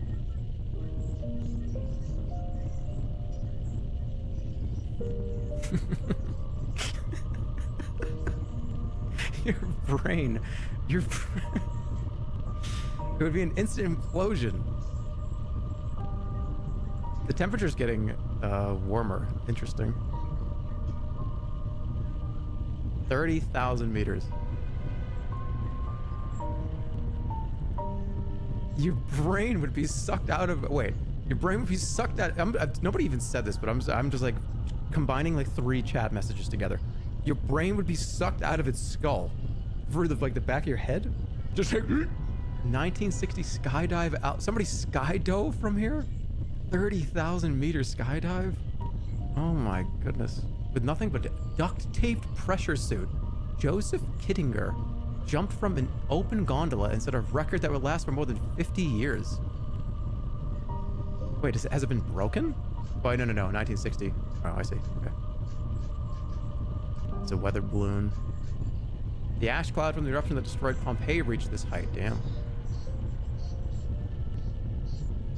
Highest paper airplane. Launched from a balloon, this is the highest paper airplane that has ever flown.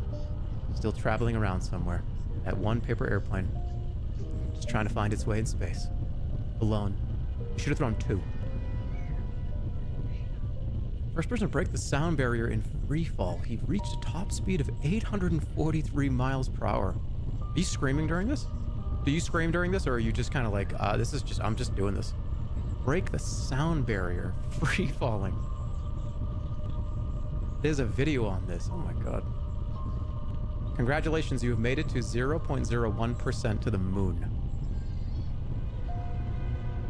Look at the temperature.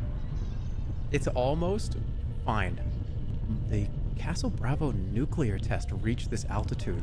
Whoa. It's pretty high. So this is the current record for the highest skydive. Alan Eustace. 41,496 meters. Wow. Space elevators are actually a possible idea being considered by scientists. They could potentially offer a cheaper and safer way of getting to space. I'm never going in that. I don't want to, I know it's not like this, but I would envision this as the shit from Willy Wonka. I don't want to do that. I love that movie. I love that character. I love that actor. That is a concept that is, I don't want to be trapped in a 6 foot by 6 foot glass box floating in space. You'll end up like the Superman villains. I'm not doing that. There's no way I'm floating around in space screaming and like stuck up there for 100 million years. No way. The hard part is making a strong enough cable and finding enough elevator music. I thought that was an owl. It's like, what are you doing up here? Is the space shuttle... Is it where the boosters eject from the space shuttle? No, it's a turd. Thunder's Mill Meteor. It's actually not bad right now. You could be out in space right here with a brisk jacket on and you'd be fine. Well, besides all of your organs going inside out, but you know, you wouldn't be, you'd be comfortable.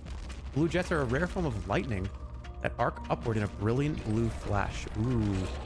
It's so cool that you get to see stuff that, like, all of our inspiration for so many video game abilities and spells is just looking into the sky. How cool are we?